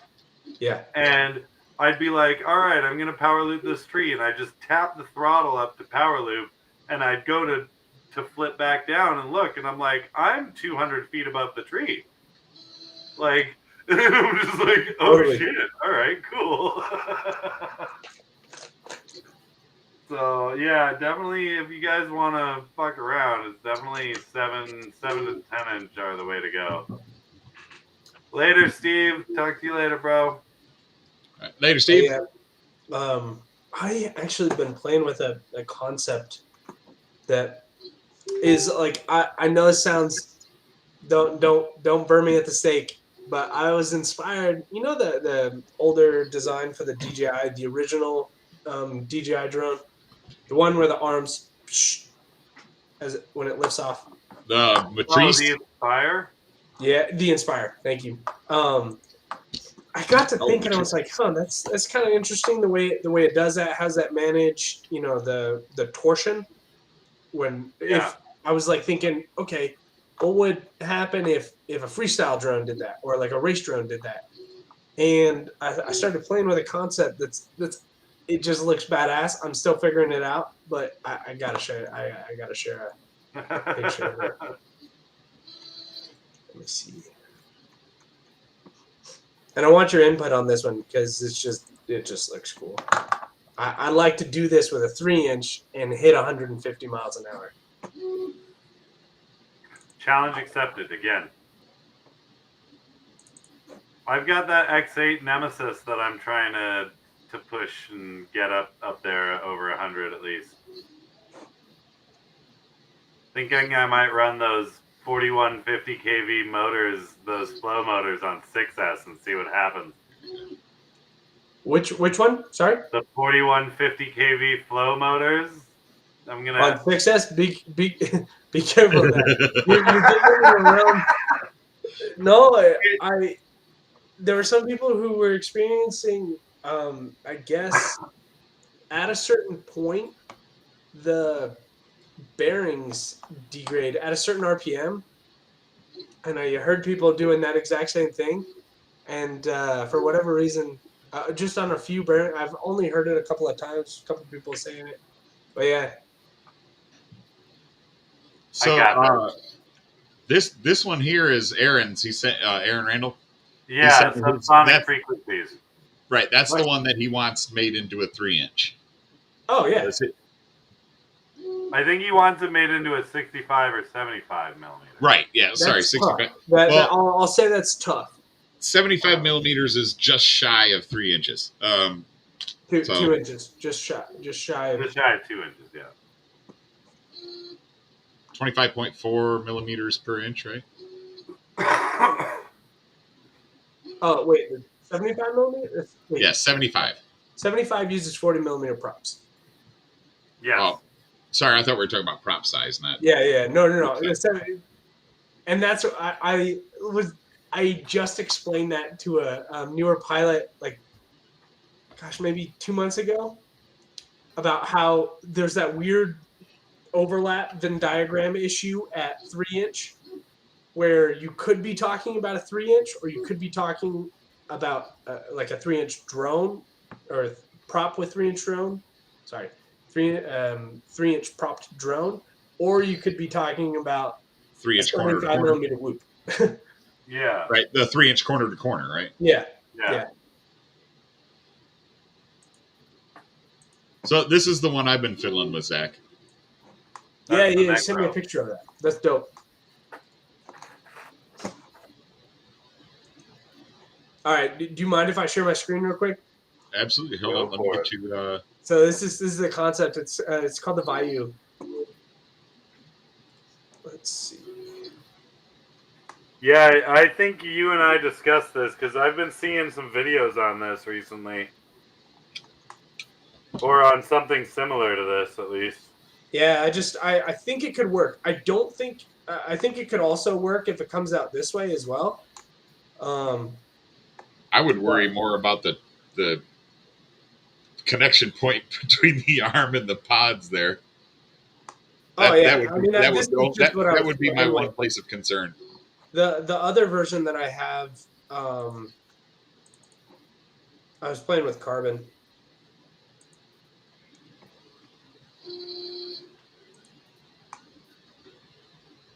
Like this has a carbon version,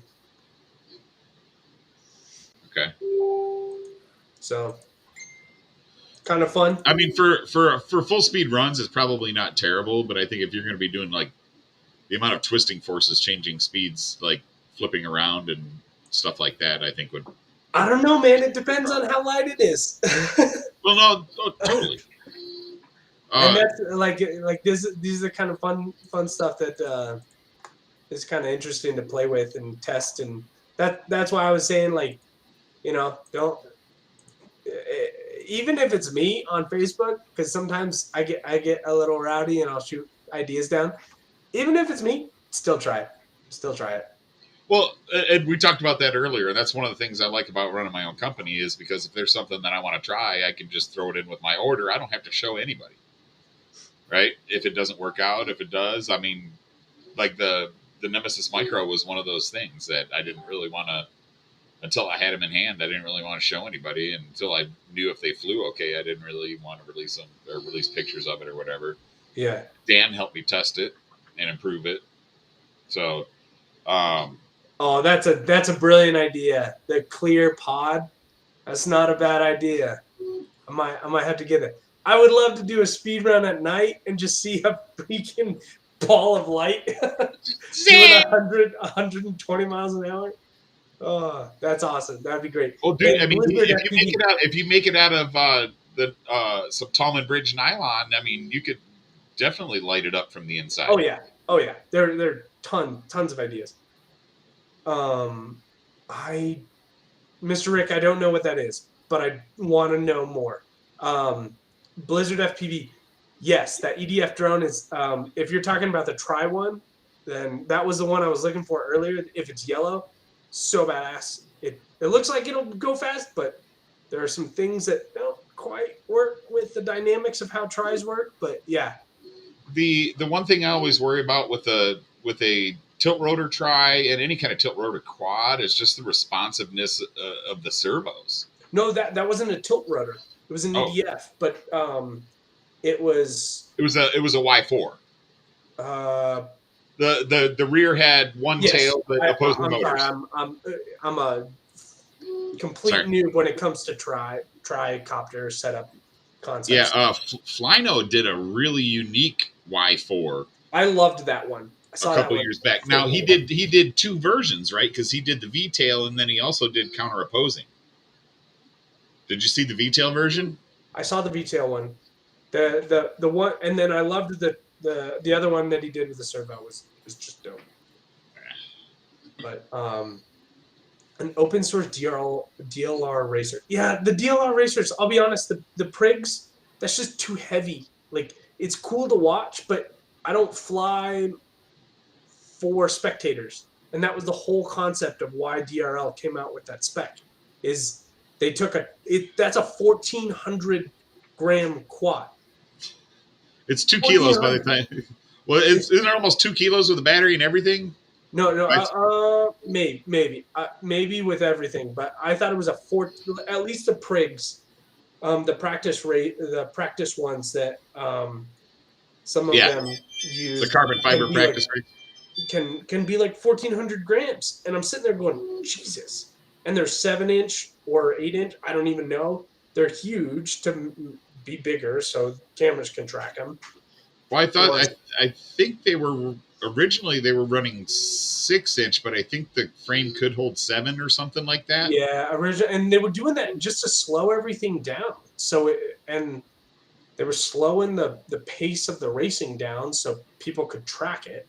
Yeah, And lighten the bejesus out of the motion frame. blur wasn't gonna give you motion sickness when they were running it on ESPN. I do tell you. I tell you what.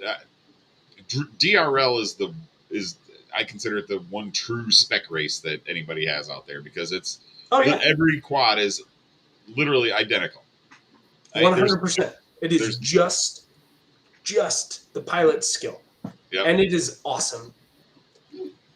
It is awesome, and shout out to Vanover and Gab 707 and Evan. They are kind of crushing it right now. So yep. Nub's always been up there too. Nub's a staple, and that's just awesome. I mean, Nub and Nurk both actually. In racing, I mean NASCAR. I'm not a huge NASCAR fan, but you can tell for sure these guys make fantastic livings just being in the middle of the pack. Yeah. No, dude, Nub. I got a chance to talk to Nub when I was at Multi GPIO. Man, I really like that guy. He's pretty cool. He was. I got a matter of fact. I got to message him as soon as I get my prints and my build done, and verify that it's okay for me to send out to other test pilots. But there was a couple people. Nub was one of them that wanted to test the Necromancer out. So I gotta start getting in contact with those guys. Do it. But, that'd be awesome. No, yeah, it's just crazy. It's honestly amazing. And the other thing I'll be honest with is it's crazy to see how like Jet and so I'm a huge fan of Jet. I've always been a huge fan of Jet.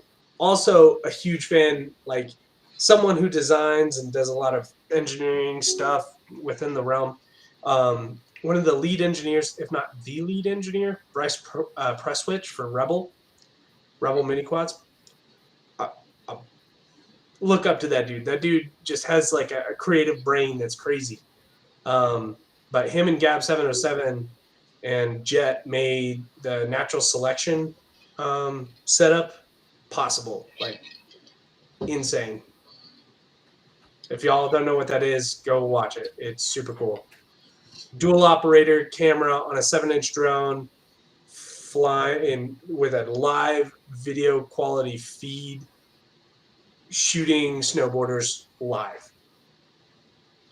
I've got so one of the reasons I designed the Necromancer the way I did was I had planned on making that the horizontal gimbal that Nurk was did on one of his shows. Mm-hmm.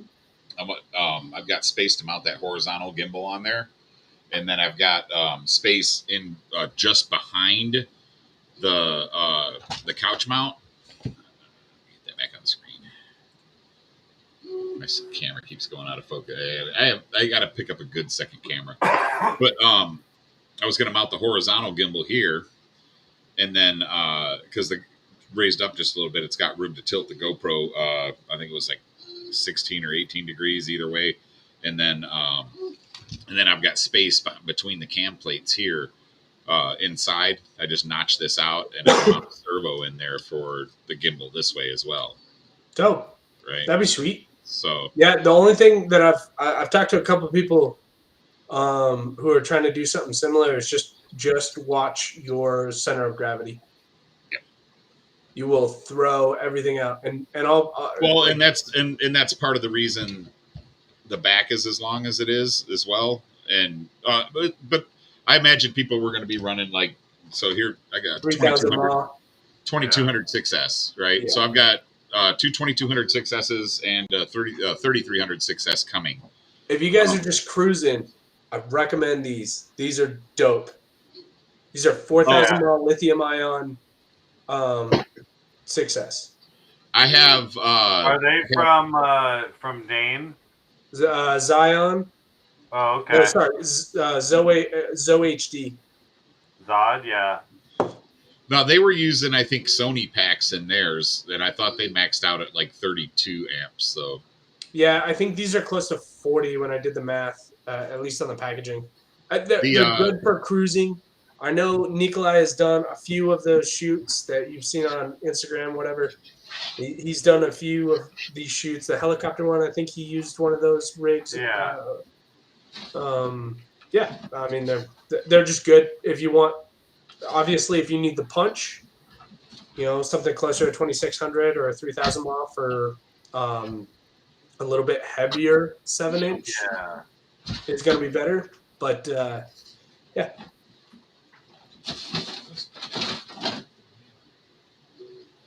Oh, what were it? Hold on a second.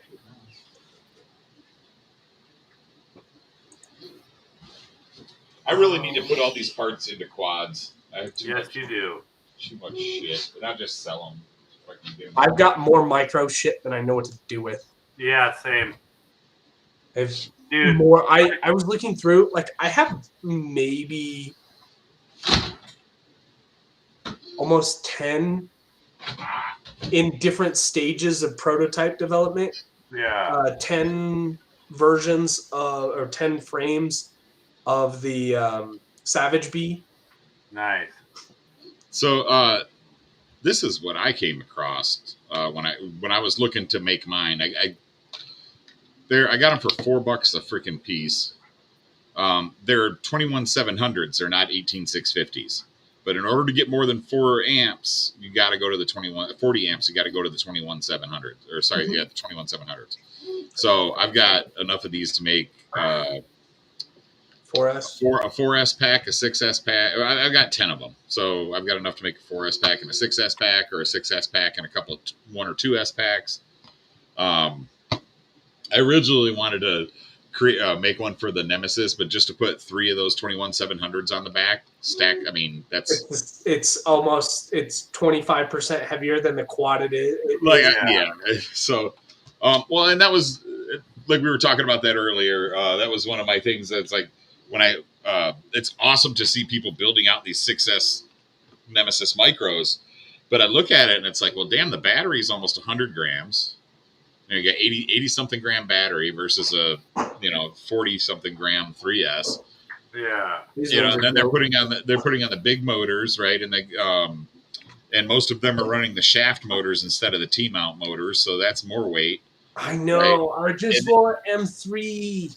And then you get a couple of people that are strapping sessions on top of them. Yeah, that I don't get. I'm sure it's awesome for if you like that huckability, but that's not my style. And so, that's why I like the Insta360 Go, and I made Insta360 Go mounts, and that's why I bought just recently one of the Caddx Peanuts. Yeah. Right. So I'm gonna wire that in actually, so it's got it'll power from this. Yeah. Because I mean, seriously, this thing here, I usually end up changing props every time I go out. Mm-hmm. But other than that, I haven't really had to mess with anything. What props are you running? Out of curiosity. I'm running. I think right now I've got HQ 3025s on there. Mm-hmm. And I think I also had. Trying to think. I think all my props are in the car. I know I've got 3025s on there now. I tried the quad blade HQs, and the freaking blades are just too dang weak. I swear by in 3-inch only a couple of props. The Avan Mini 3-inch. Yes. Old props. Yes. But they are so fragile. Terrible. Well, you can. They're also a little more aggressive pitch, I think, aren't they? Yeah. They're like 30 something. Yes and no. Yes, where it doesn't count. No, where it counts. Okay. No, I'm serious. Oh, I know. I apply the scimitar props a lot. Yeah, so not many people realize this, but literally 40% of your lift is coming from right here. 40 to 50% of your lift is coming from right there. But these are I'm interested to hear what anyone thinks about. These are the Dow Cyclones. They're interesting. I've heard some interesting things, but I'm curious if anyone's run them yet. And Subsonic, I wanted newbie drone. I have a motor that I designed almost 2 years ago now, almost 2.5 years ago now. When we first came out with 1408 flow motors that had a 3mm shaft, but I couldn't get the owner of newbie drone Calvin to because no one was making those props. Yeah. And 3-inch props are yeah, they're Well, it was a long time before anybody. I mean, before could find a decent 3-inch prop in a T mount. Yeah. HQ V 3x4x3 V1S. It's the other one that I swear by for heavier rigs. See, I don't generally run that high a pitch, but I've got a they my frame's don't so damn fly light. like a high pitch prop. That's the weird thing about them. That's what everyone I've heard say is like, oh, I don't run that high. They don't fly. I've flown 200-gram quads, 200-gram all up weight 3-inch, and they Right. fly great. They have an interesting throttle curve that's real great for snappy maneuvers. But yeah, if you're running an Insta360 Go, I would recommend giving those a shot. I might try them. The part of the reason I stuck with the third, while I was trying to keep max around 30-25s, is because I want to be able to pop a 4S battery on it and just go have a separate PID profile set up and just go. Yeah, I mean, I've run having to swap props out for 4S would be. I'm too lazy for that. I had two 3-inch or 3S batteries for my 3-inch, and I have stuck with 4-inch or 4S ever since. Yeah. And that's all I flew on those 3x4x3 V1S. Don't buy the 3x4x3. I don't know why HQ decided to do that. They have a 3x4x3 and a 3x4x3 V1S. Get the V1Ss. Yeah. They're a hella durable prop as well. Unfortunately, they do not come in T-mount. Yeah, all of my small stuff's been T-mount lately. Yeah. It's the only downside. If they made that prop in a T-mount, that would be pretty neat. Actually, better yet, a M3. To me, I don't even know if I have any micro motors that are not on a quad that have a shaft still. I've got like rewound 1507s, 2000 mAh for a 6S setup. Those are the only ones that I have, and of course the Flow 1408. So I think everything I have that's that small is T-mount. And apparently I have a set of those 1606, was it GEP RC motors or the GemFan motors? I think that Pyro was showing off the other day. Yeah. I think they were GemFan, right? Which one? Who was showing them off? I'm gonna pull it up. Okay. Matt, I gotta dip out in a sec. All right. Okay. You good? You do you, boo. Zach, you're not gonna keep him talking till like 3 a.m. like last time. No, right? I've got to set up my shelves that I didn't get a chance to set up. So no, I got shit to do. No, I'm just kidding. We'll chat for a little bit longer. We'll have to get back on because Matt and I were chatting earlier. Like I have a list of like topics that like soapbox topics like oh yeah noise. Oh, guys, I'm leaving. RPM. Matt and Zach are staying. Everybody, we're not going anywhere yet, guys. Like, no, just me. You So guys are still chatting for a bit. These are those motors that I've got coming. Apparently, 1606. Wait, yeah. GemFan. Those are the GemFan 3750 kV. Ooh, 3500. Interesting. 35. Also, Sorry. I'm curious to see. Bummer that they're having the bell issue, but FPV Cycle has that 1604 or whatever it is. Looks interesting, as well as their 13. Oh, has he started releasing the stator heights now? Because he wasn't doing that for a while, and it was really upsetting to me. I don't know. I'm gonna guess based on the weight of the motor. That's pretty easy to do at that size. So I think it's a 1605 or 1606. that was one of the things, and he likes to argue that you don't need to know the stator size. I'm telling you what they're good for, and it's like, Hey, I'm not.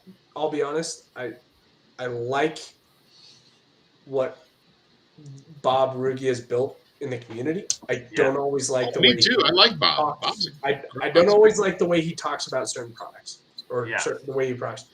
That kind of pisses me off, but he is a genuine dude, and he is one of the few people that will admit fault. That I can appreciate, but there are just some approaches that I don't agree with. So I'm not the biggest Bob Rugi fan, And but I every don't like anyone. time, I don't like anyone like I wouldn't wish harm or failure on anyone in the FPV community because that just doesn't make sense. I just Oh want to no. see cool things happen, right? all But right, yeah, boys. Well, I'm gonna sign off, but you guys keep chatting, and I'll watch the rest of this tomorrow because my daughter's got to get up early for school. cool, man. Well, I gotta drive all the way to South Austin too, so I don't think I'm gonna be on till midnight, but I'll be on for No, maybe another a little bit please longer. no. All right. Well, Zach, man, always a pleasure, and thank you. Yeah, reach out. I might pick your brain for some yeah. stuff, but Yeah, I think last time we had Zach on the show, we ended the show at like 12:30, and then Zach oh, and I yeah, talked it for was another like hour and a half that. or I 2 just hours thought after. Yeah, it was like 1:45 because I went and did something and came back because I left the stream running so you guys could chat more, and you guys were still going, and I was like, how? Like, it's not hard for me. When I get on this topic, I just spew. I'm like a damn fire hydrant with. same, Well, I man. mean, We there's a lot of stuff to talk about. I mean, Yeah. and it's stuff that it's topics that other people don't bring up, so it's great. I mean, I love talking about it. Different aspects of quad design, and they're like Zach and I were going on for earlier about hype and Chinese impact on the industry and things like that. It's just there's so many different topics that could just go on for. I just want more. I wish more people would have some of these conversations, and they kind of open. They weren't accusatory. They weren't I think that's a misstep when people do that. Right. Because like we were chatting earlier, with any economy, we're not talking about small industry, big industry, countries. You cannot survive unless you are aware and take full advantage of lower labor, lower cost labor. Like you just can't innovate past that. There are right. You're absolutely correct. And I mean, I could be selling my frames for lower if I was using the many carbon manufacturers that message me weekly. Yeah, you right. and me both, man. I could, but for me, once I've done something, change requires a lot of testing and proving, and I have my specific carbon cutter. I have my tolerances down perfect for fitting his 2mm carbon into my frames and stuff like that. Some carbon may be 1.86, and it may give you a little bit of wobble on the cam plates you don't want, or or they maybe 2.1, and you have to freaking do some filing to get it to fit. You know what I mean? Yeah, tolerances, right? Well, yeah. and the thing for me is the security factor. Yeah. Right. I mean, I've been using CNC Madness just for prototype stuff for 4 years. Yeah. 4.5 years. And I mean, he does well. I've never dialed in. I've never thought to really push to dial in the tolerances. I probably should. I'm working on that currently with a frame, but no, it's just interesting. I mean, the big stuff with any industry right that is you have to be aware of it. You have to acknowledge certain things. But the biggest to shit on it doesn't make sense to me. No. So right now, I think I want to be careful how I word this. I almost think TBS has done more harm than some of the Chinese frame manufacturers have. Relatively, and I'm not saying that They should not have released their Source One the way they did, in my opinion. I don't mind saying that, because we all know that there were some distributors who sourced better carbon, cut it, made less margin, but you got a better quality product. And then there were other distributors who cut it. It was shit carbon, and you crashed. Yep. And that sucks. Like, I wish they had gone and vetted at least a couple of distributors to say, hey, use one of these 3 carbon sources and we can verify quality. Yes, it's an open source frame. Yes, you can do this and that. But that way you vet your supply chain with the carbon, because there's good carbon, there's bad carbon. And it's tough. That's one of the things I will say about CNC Madness is this carbon's been pretty good so far. Stream Ninja, good things and bad things, depends on its application. They use colored Kevlar. That's typically how it's colored. Carbon doesn't really hold. Well, I've seen there's additives in there. But sorry, yeah, I've seen nylon impregnated too. And basically, it's just nylon strings mixed in with carbon weave. So yeah, it's cool. Yeah. You're just basically, it's just like E85. Anything or additives to fuel, anything you're adding is taking away from the volume of its purity. So, but there's good things and bad things. But again, that's a beautiful thing, and I wish more people talked about composites that way, because they are completely tunable.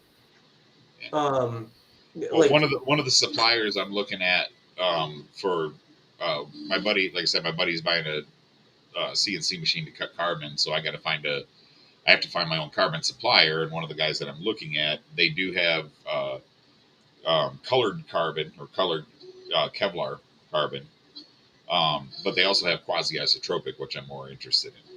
Good stuff. So, get it, especially if it's is it U.S. manufactured? Yes. There's one. It's a little pricey, but I know their quality is next level. Rock West Composites. They're here in Colorado. Okay.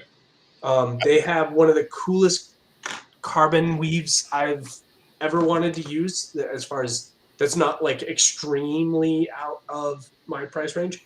It's triaxially woven carbon. Okay. So instead of two directions, it's woven on a 120 degree offset. Okay. And they layer it 3. It's closer to true quasi-isotropic, but it's pretty neat. Yeah, the biggest problem I have with that manufacturer is I'm going to have to go back and redo all my tolerances, because they only sell in Imperial. Yeah. So. Yep. I get it. I don't know why. That's every frame that I'm having. Seriously, don't know why certain, like especially stock, raw material manufacturers. I don't know why the U.S. doesn't just switch. I've been using metric for so long; it's almost second nature. I've been using metric. Honestly, for the longest time. Like now, I have a problem. Working at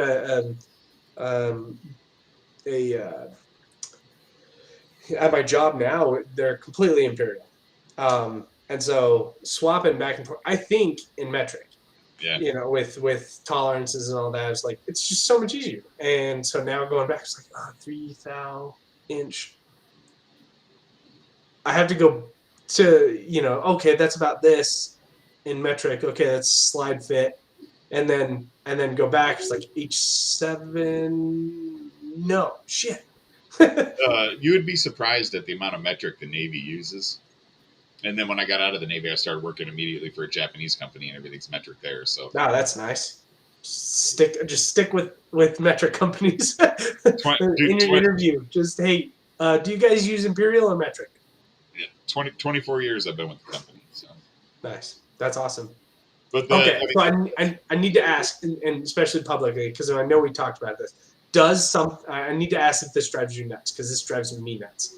This is the 9x9, 12x12, we talked about that earlier. 16 by 16, 19 by 19. In the comments, I want you to comment. Is 19 by 19 actually the mounting pattern you use for a motor with that mounting pattern? Same with 16 by 16. I just want to know how many of you actually know versus think you know. I'm curious. Anyone. Go ahead and post. Most of the motors I'm coming across are 16 by 16 now. Yeah. They used to be one corner was 16 and the other corner was 19. Yeah. It drives me nuts when manufacturers, and I've caught newbie drone doing it a couple of times, and it drives me nuts. But they're all diameters. They're Right. not square measurements. It's not 9x9. It's not 12x12. This is the one thing in the industry that is the motors are the one thing in the industry. The motor pattern is one thing that is measured on the diameter rather than on the measurement corner to corner. Yeah. And so it's diagonal. Yeah. Yeah, it makes Marcel. I hear you. It just makes a lot more of a problem for newer pilots, especially in the 3-inch range, the 2-inch, 3-inch, 4-inch range, because you can't fit a 9mm 4-hole spacing on a 12mm 4-hole spacing, or vice versa. But the distance measurements are close enough that it confuses a lot of people. So tough. I do all of my micro frames. My motor hole mounting holes are slotted to 16 mil to 19 mil. Or sorry, 9 mil to 12 mil on the micros. And it is 16 to 19 mil on all my frames still. I still haven't produced those hole sizes yet. If you don't know what I'm talking about, I'll just demonstrate it here. So this is your average 5-inch motor mounting. Its measurement. Let me do this right. So this is center hole to center hole, corner to corner, right? That's 12.15. So there to there, there to there. And the actual dimension measured from the diameter, so the diagonal, is 16. So that's what I'm talking about. It drives a lot of people absolutely bonkers because, I mean, even distributors on their website, you can see, oh, it has a 9x9 or a 12x12 or a 16x16 hole mounting. So the average newer pilot who's also familiar with what that actually means in a measurement, they measure their frame and they're like, well, mine's this random thing. I don't know what motors to buy now.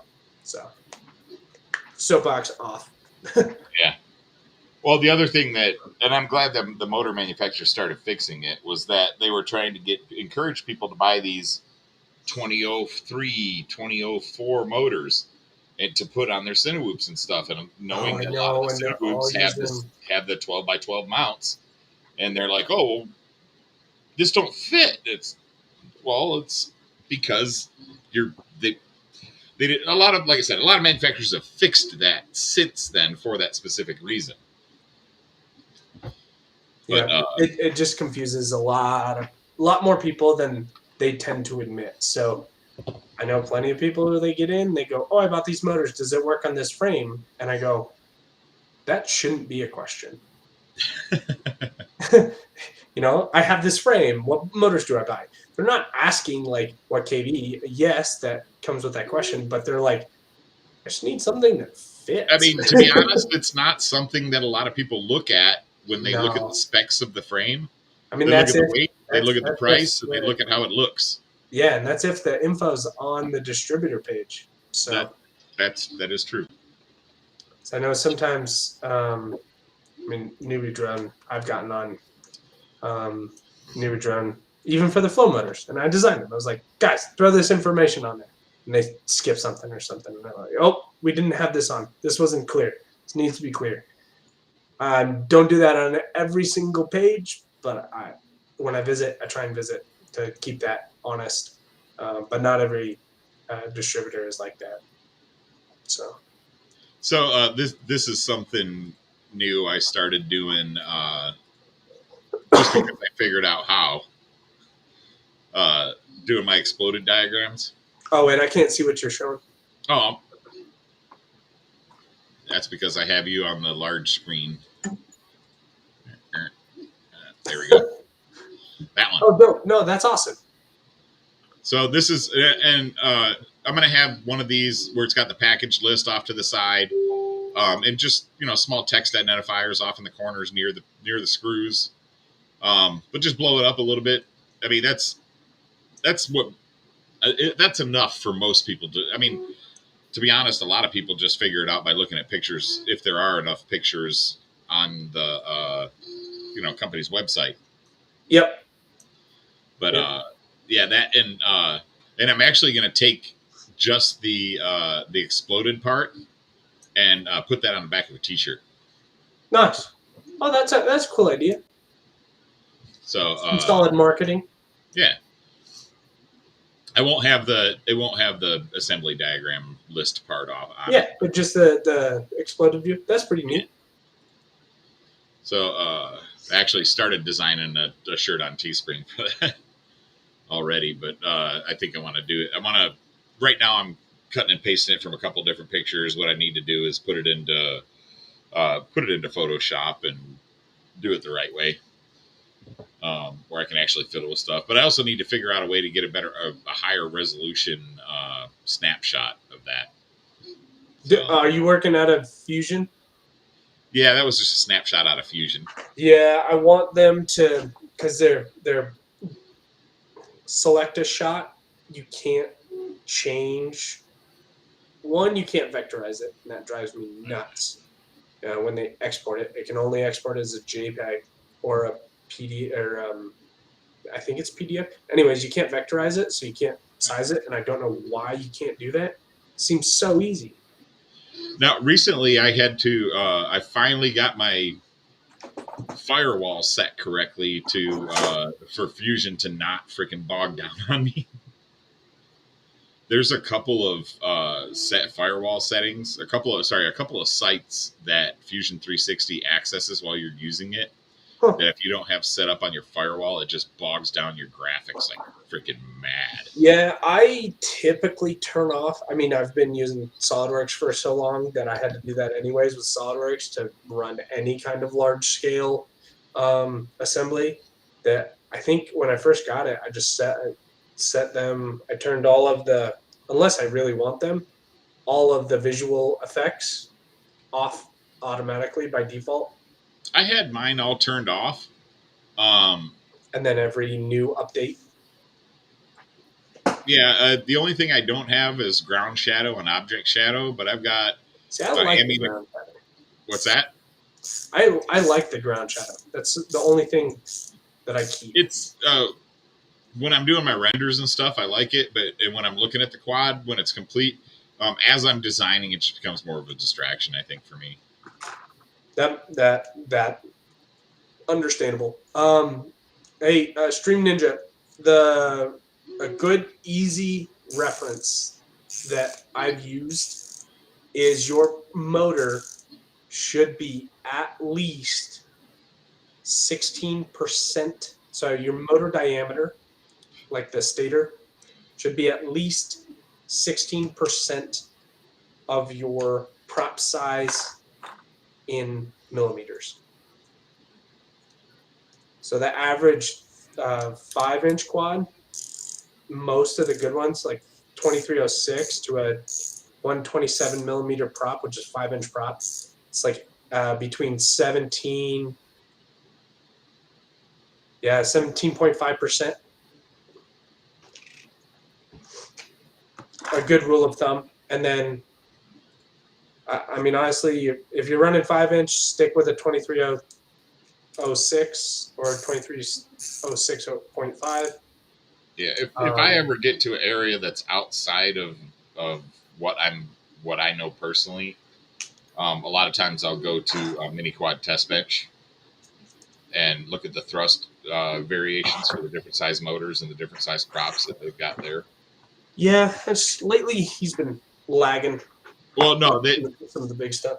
Yeah, there has been quite a bit of well, it's just this. It's the same motor size. It's but 680 millimeter. Wait, motor to motor, X class. That's it's between a Beast and an X. But yeah. Oh, it's in the X class range, but I know it's in the S class. I don't know. One, I haven't seen that frame. If that's the name of the frame, I don't pay it.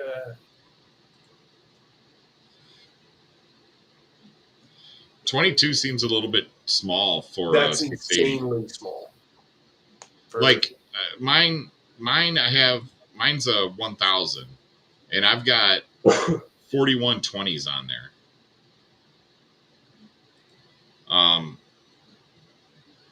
But they're 650 kV, so 4120s on 6S. But and yeah, the 920 kV is probably, it might be a little high. I mean, for that motor, it's not high, but for flying, 6-inch. Well, let me pull up my spreadsheet. I mean, 2212 I would use on a 7-inch or an 8-inch maybe. A 2212?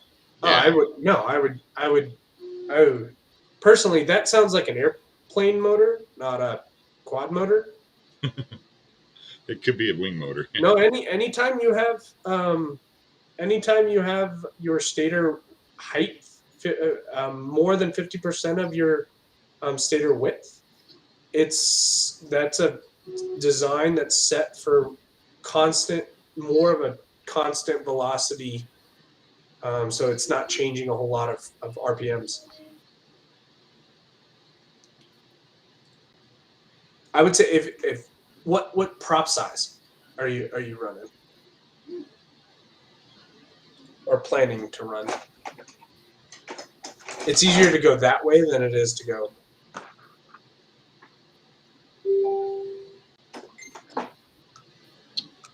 Oh yeah, yeah, Marcel. Hold on, I'll link that website here in a sec.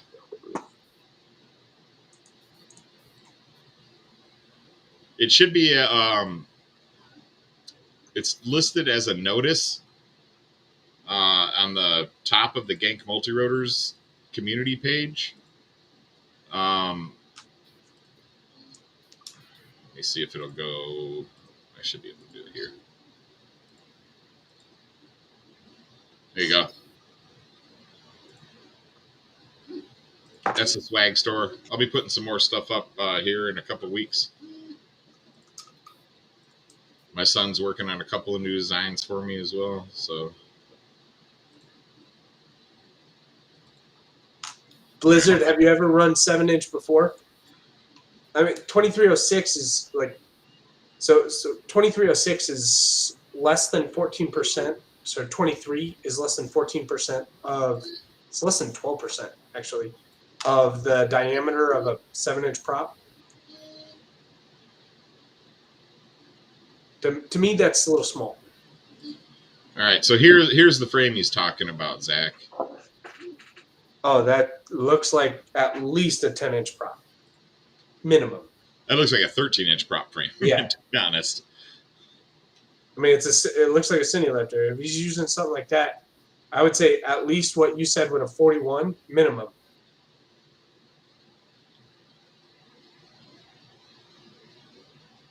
But then again, I've never designed or flown anything like that. Oh, then if it's your first build, not bad. That on a 7-inch, it might be hard to tune, so be ready for that. Yes, 6-inch blades would definitely be better on a 2306. If it was me, I would say if you're a 24 or a 25 millimeter. That first two numbers would be better on a 6-inch, but that's just my personal preference. On a 7-inch, I don't run anything smaller than a 2806. So my two favorite sizes for 6-inch are I have my 2307 2500 kV. That works really good on my Nemesis, the OG one, because it's a little bit heavier of a quad. And then my 6-inch Mutiny, I'm using 2208 2200 kV, and I run that on. So you like small? You like smaller prop to motor ratios? For this, the Mutiny it's relatively light. It's 120 something grams for a 6-inch, which is wow, relatively light. So for the 2208s work freaking great on it. The Nemesis, OG Nemesis, is more like 130 and some change, maybe close to 140. The current version that I have, because I've made the bottom plate 3 mil. But that one, let's see. I haven't weighed it in so long. I don't know what it comes in at. But it gives me a chance I got a brand new scale that'll go down to hundredths of a gram. So Blizzard FPV, where are you ordering from? So it's sitting at a 455 as it sits on my desk here. Let me get back on my desk cam. So 455 with the TPU mounts on it. No props, no battery, no GoPro. Is that a 7-inch? This is a 6-inch. 6-inch. So, but this is the one I've got the 2307 2500 kV motors on. And I actually helped spec out these motors, so I'm partial to them. Those ones, and these 2507s. I would run a 2507 all day long on a 6-inch prop. That would be my go-to. Because we can just do the math real quick. If you convert. And by the way, in case y'all didn't catch a good glimpse of that was those motors are mounted to a Flynoceros Butterflight prototype frame I just haven't fully built it. I've been holding on to it since Flyno went out of business. I'm kind of trying not to kill any of their frames, especially ones that are prototypes and kind of rare. I'm going to be doing a 5-inch hex here pretty soon, Zach. Cool. Just because I like hexes. I've never designed one. I think it's like a lot more cost for the point for me, but that's because I know some people like to just try a bunch of cool stuff. I have to have a reason for a lot of my builds. I have to revamp all my freestyle stuffs. So the story on the Skya, you'll like that one. So the Skya I had designed like a year and a half ago, or 2 years ago almost, and I never completed it because it was like, well, I'm gonna have to build it, and I'm gonna have to use freaking 2 ESCs, and I'm gonna be very limited to the flight controller I can put in it, and it was just a little bit depressing. And then I saw Flywoo come out with that Hexplorer with that freaking 6-in-1 ESC stack. Oh, and so you immediately latched onto it? Well, as soon as two reasons. One, I saw the frame design and those stupid little twig arms that they put on there, and I said, there's going to be a bunch of people with broken Flywoo Explorers that looking for things to put these parts in. And second was because they were mass producing the 6-in-1 ESC and that hex stack. Because as soon as I saw that, I contacted the people at Flywoo, and they said, yeah, we're mass producing it. We're going to distribute it in the United States. And they said RDQ and Pyro already had orders for them, and I was like, okay. That weekend, I finished the freaking design. That's awesome. If I did something like that would be hex, I would do. I don't know. I would play around with that because can you remap motor out into PWM? I think on some flight controllers you can. I think it depends on the flight controller. Yeah, I think I would turn them into servo controls, and then I would do like some weird tilty stuff with the motors. So this was the first hex I designed. Yeah, I've seen that one. You've showed me that one before. Right. And then the little one is probably hidden behind me somewhere. Or it might even be in my car still. Oh my God. There it is. And then the 3-inch. Yeah. So that's dope.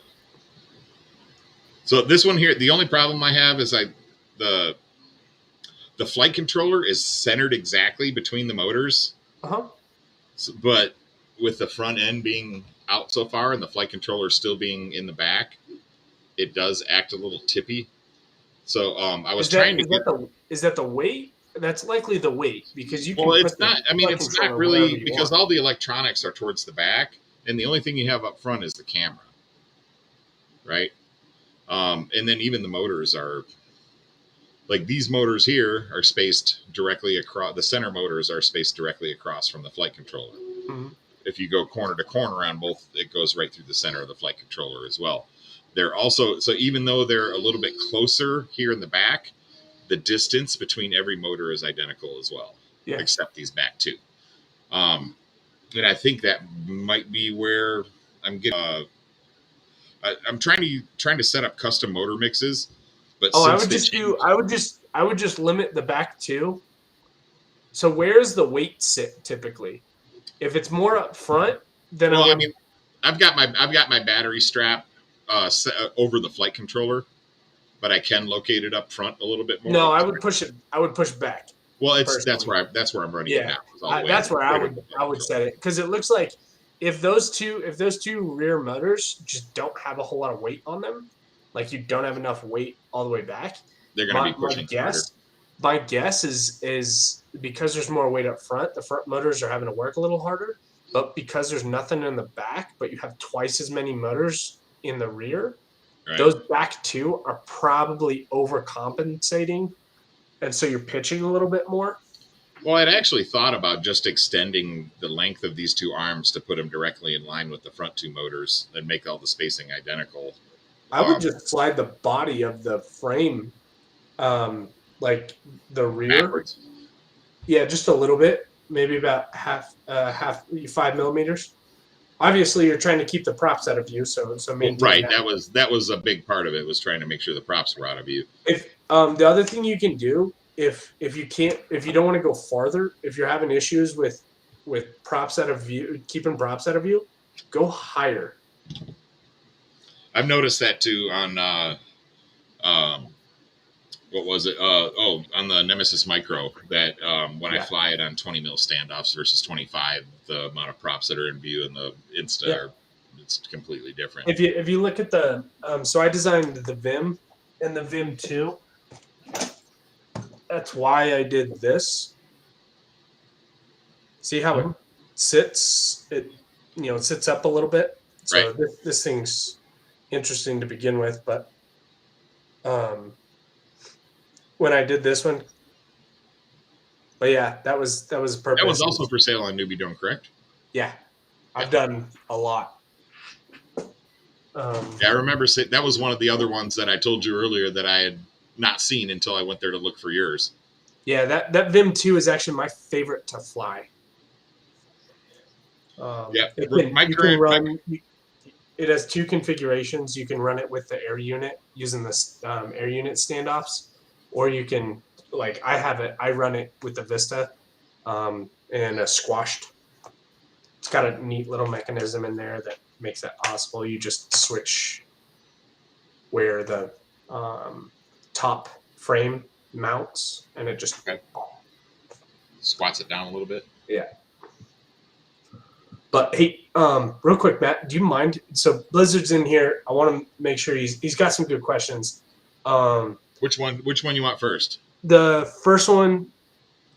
Okay, so Blizzard, if it's your first build, take this with a grain of salt. I don't know you. You don't know me. That's cool. I'm not trying to harsh your mellow by any means, but I would practice a lot before you go chasing stuff. If this is your first build, I don't know how long you've been flying. If you just buy binding builds, cool. I don't know. So take this with a grain of salt. If your first build is going to be like a 6-inch, I think it's better to to get closer to something like what should be. So I use as the standard. I use 18% or between 17.5 and 18%. That is like the golden rule for me. Oh, okay. You build 5. Roger. Cool. You honest to God scared me a little bit. Okay. Well, he's actually all over the place because he's talking about 7-inch. He's talking about the Iron Man. He's talking about no. It sounds like he builds 5s, but he's his first 7-inch. Correct me if I'm wrong, Blizzard. But if it's your first 7, I typically try to at least hit 16.5%. So what I mean by that is like the calculation is you do 6. You calculate your prop diameter. 6 times 25.4, that gives you 52.4. And then you calculate, you try and hit above 16.5%. That's like a low end for freestyle. 7-inch is a little bit different because, reasons. So if I'm trying to hit 16%, you just multiply that times 16.5%. You need at least a 25. Excuse me. Sorry, I did that wrong.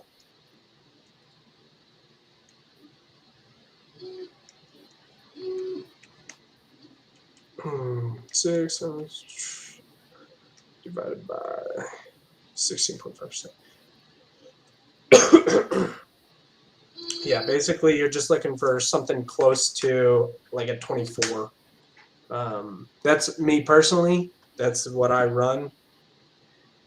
Is I use at least the stator diameter should be at least 16.5% of the prop diameter. 7-inch, if you're going cruise, then it can be a little less, but not much because you'll run into tuning issues. If you under motor your prop or over prop your motor, your motor can't control the prop quite as well, so tuning becomes quite a bit harder. That's why I'm going with the 2807s at my 7-inch. Yeah, and 28 is like the bare minimum in my opinion, because if you calculate that ratio, so converting 7-inch to millimeters is 177.8, and then 28 divided by 177.8 is 15.7.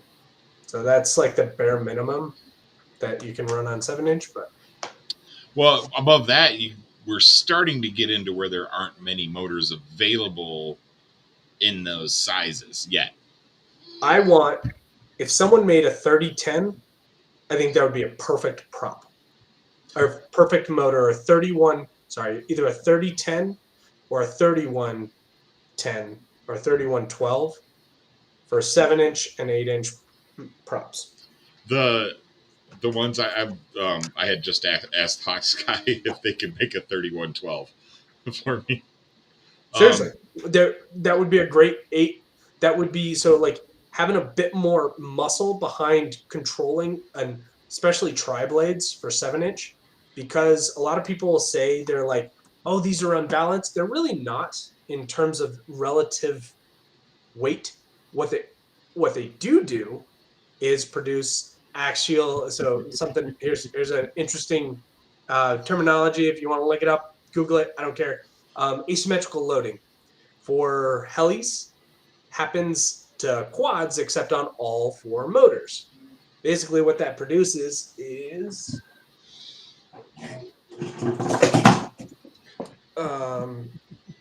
you produce more lift. So I run props out. I produce more lift on this side than as I'm flying forward and the prop spins this way. That produces a torque on the arm because I'm making more power over here, or sorry, more lift over here than over here. So that torque is typically what people mislabel as, oh, my props are imbalanced. No, it's you're using too thin of an arm on your 7-inch, or your arm isn't wide enough to counteract the torsion, which composite materials, carbon, laminate carbon is not very good at managing torsion. So Quasi-isotropic is slightly better. Slightly better, up to potentially 40% better, I think. Yeah, it floats around 30, depending on your geometry. So, which is another reason I like quasi-isotropic. So, and I do think that Flyno did use quasi-isotropic on a couple of their frames and called it Flyno carbon. Hey, because I mean that's I can stick with some marketing if it helps, man. Well, I mean, at the time he was the only person using it, and nobody knew what it was, right? Which, if you have a specific type of carbon, I would have named it after himself too. I mean, shit.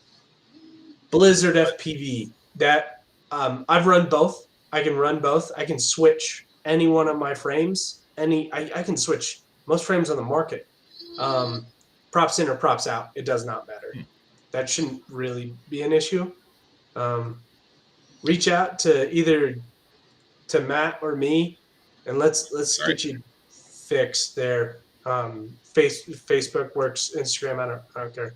Message me. I think something else is going on there. Happy to help out. Are you doing everything you need to? And like I'm not. Hopefully, I'm not offending you by any means. But are you doing all the things you need to in Betaflight to make sure that works? Switching props out in Betaflight. And then via heli swapping motor direction. Swapping motor direction, changing your props. Yeah, it's not just as simple as like I have seen people make the mistake of thinking you just need to switch that reverse props in Betaflight, but all that does is tell the flight controller which direction your props are spinning. It'll just mess up your yaw. Well, that's what happens as it goes to take off and it goes yeet, and it just spins in a circle like straight up in the air. But yeah, seriously, reach out. Happy to help out. I'm not just out here spouting, Yeah, I run only props out, and I have, for 3 years now. There's actually there's two sides to every coin, right? This is one that's interesting. If you fly a lot of freestyle or you race, I recommend props out because you hit something and it pulls you through the object or around the object. If you're going for just speed, there's actually, or if you're mountain cruising, this is an interesting one that I haven't heard a whole lot of people talk about. Mountain cruising on 7-inch, props in. You can maintain, you actually get better because you're going faster, and that asymmetrical loading is more prominent at faster speeds. So you can maintain more control.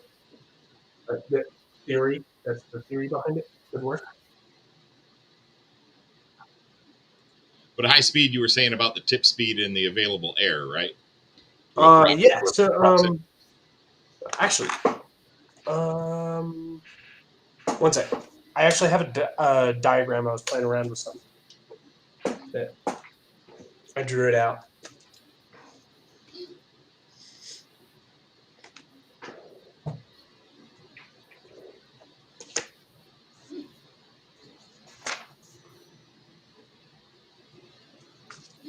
Yeah.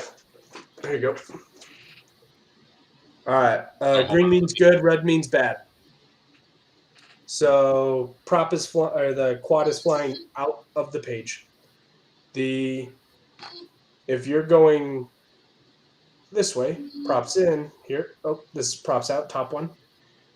Inside, the prop is getting more air, and then as the prop goes away, it's matching or getting closer to the speed of the air traveling away.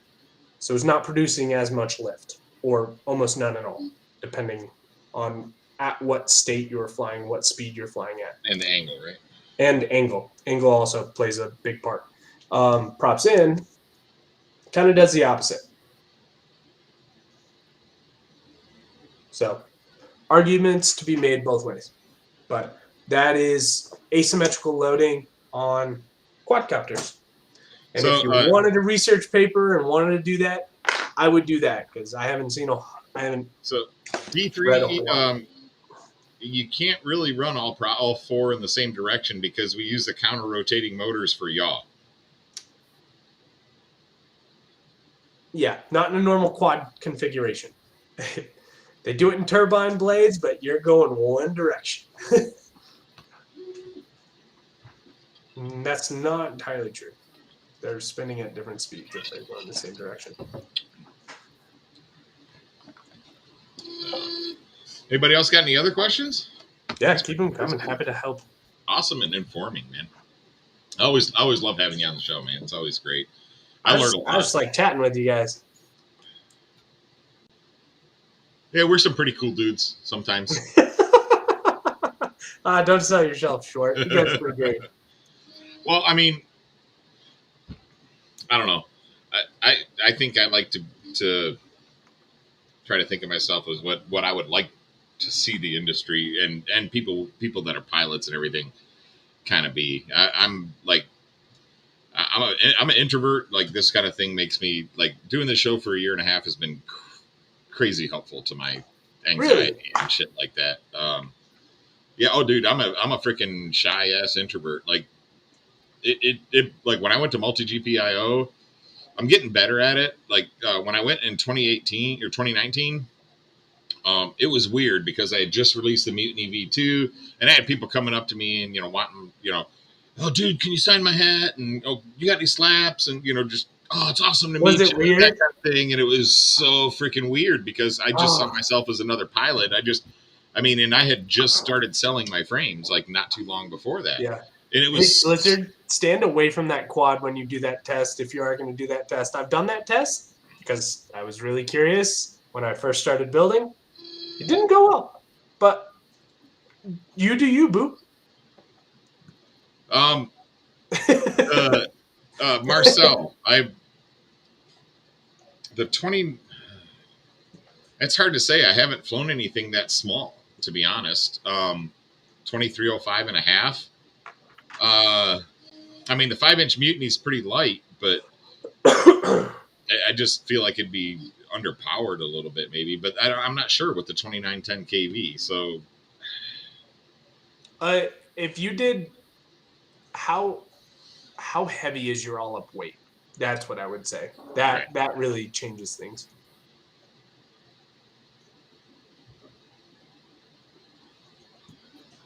Right, Matt? Would you say? For me, like... Well, yeah, the all-up weight is going to make a huge difference. Those motors aren't going to be super torquey. Yeah. I also found that with the 1303.5s that I put on my Hex, that they weren't quite as torquey as I was expecting to be, even though the thrust numbers that the company put out, that these ones are FetTech. So the thrust numbers that FetTech put out were huge. Yeah, I'm not a big fan. I actually hate static thrust tests. They are not indicative. They are good to compare motor to motor, assuming that they are using similar machines and similar setups. But they are not good representations. They're super smooth motors. They're fairly fast. They don't have a lot of torque. So when I go to accelerate quickly, because my tester is also 4 mil carbon, so it's a little chunkier than what it needs to be. But it just seems like they're a little bit underpowered. I did buy some new motors to build another hex on the 3 mil base, and I ended up with the Apex 1207 77 kV. Yeah. So. And you're running that on 6S? No, it'll be no. It'll be on 3S. Oh man, that seems really low. On 3S. 77 kV. Oh, 77. I was thinking 17. No, 77. 77 kV. No, that's yes, you're right. Yeah. 1700 kV is way too small for 3S. It's fine. You were saying the right thing. My ears weren't working. No, but like I said, I bought some Apex motors. I'm going to build them out. This one here, I need to, like I said, I want to tune it a little bit better. One of the things I did not do, which I always do for micro motors, is put either JESC or Blue J or something like that on the ESCs. Just because it helps micro motors. I think, in my opinion, it helps micro motors more than it helps 5-inch motors. But I haven't done that yet on there. So I want to do that, and I want to do give it a little, tweak the tune a little bit, but then I'm going to sell it. I've had a couple people ask me to buy it from me. And I would tell them, no, it's my prototype. It's my first one. And I was like, now that I thought about it and I changed the motor size up a little bit, I want to fiddle with it. Yeah. Swap them around. And Blizzard and Stream Ninja, there's two ways to go about when you first start flying. I'm not saying you just started flying, but I went the way that no one said to do it. Everyone, like Steel, when I first started flying, Steel, Tommy, Final Glide Oz, all them were like, just fly the same build, and you'll get better. I was like, I don't really want to be the best pilot. I want to learn how to design this stuff. I literally bought one of everything. Me too. It was. I bought one of everything. I was like, I want to know how that feels. I want to know how that feels. That's kind of interesting. And I just tried them all. I rarely ran the same quad for more than a week. Well, I started out with the Martian, like most people did. Then I bought there was a Leaco Hippo that I bought because it was kind of like the Halapura, where it had the aluminum cages on it. I had a Liam. I think it was a Liam something. I still have them. Oh, the is that the Armatan? No, this is the company called Leaco, Leaco. It was their take on it. This was before Armatan made the Halapura in a 5-inch. This, I think, is what prompted them to make the Halapura in a 5-inch. Really? Yeah. Yeah, because I thought that frame looked awesome until I saw a couple of others, and that was actually right about the same time that I started designing. Well, the one thing I didn't like about the Halapura, I mean, it was fine for a 3-inch, but when you put it on a 5-inch, the aluminum cage, it was just bent square steel. It wasn't machined. So when you heat bend aluminum like that, it tends to be pretty malleable. So when you hit things, it bends. Yeah. But you also can't machine structural support into it, right? So I'm not a big fan of heating aluminum and bending it. You have to do it properly, and you have to heat it evenly, and then you still have to make sure it cools evenly too, because aluminum can become pretty brittle.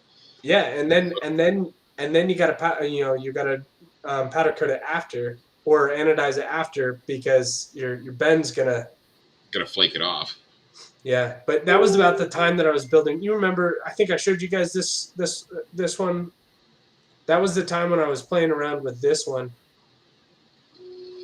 I don't think. Hold on, let me just put that in the big screen. I don't think I recall. I don't think I remember seeing that one. No, this is one of the ones that I first designed. This guy. Let me find a 4S one. Oh, there it is. But yeah, so this is a vertical arm frame. This is about the same time that Bob Ruge was telling. I think He's like, that I think I did see that one because that one is that the one the battery fits inside and the flight controller's vertical, I think, or Yeah. something like that. Yeah. Okay, yeah, I do remember you talking about that one.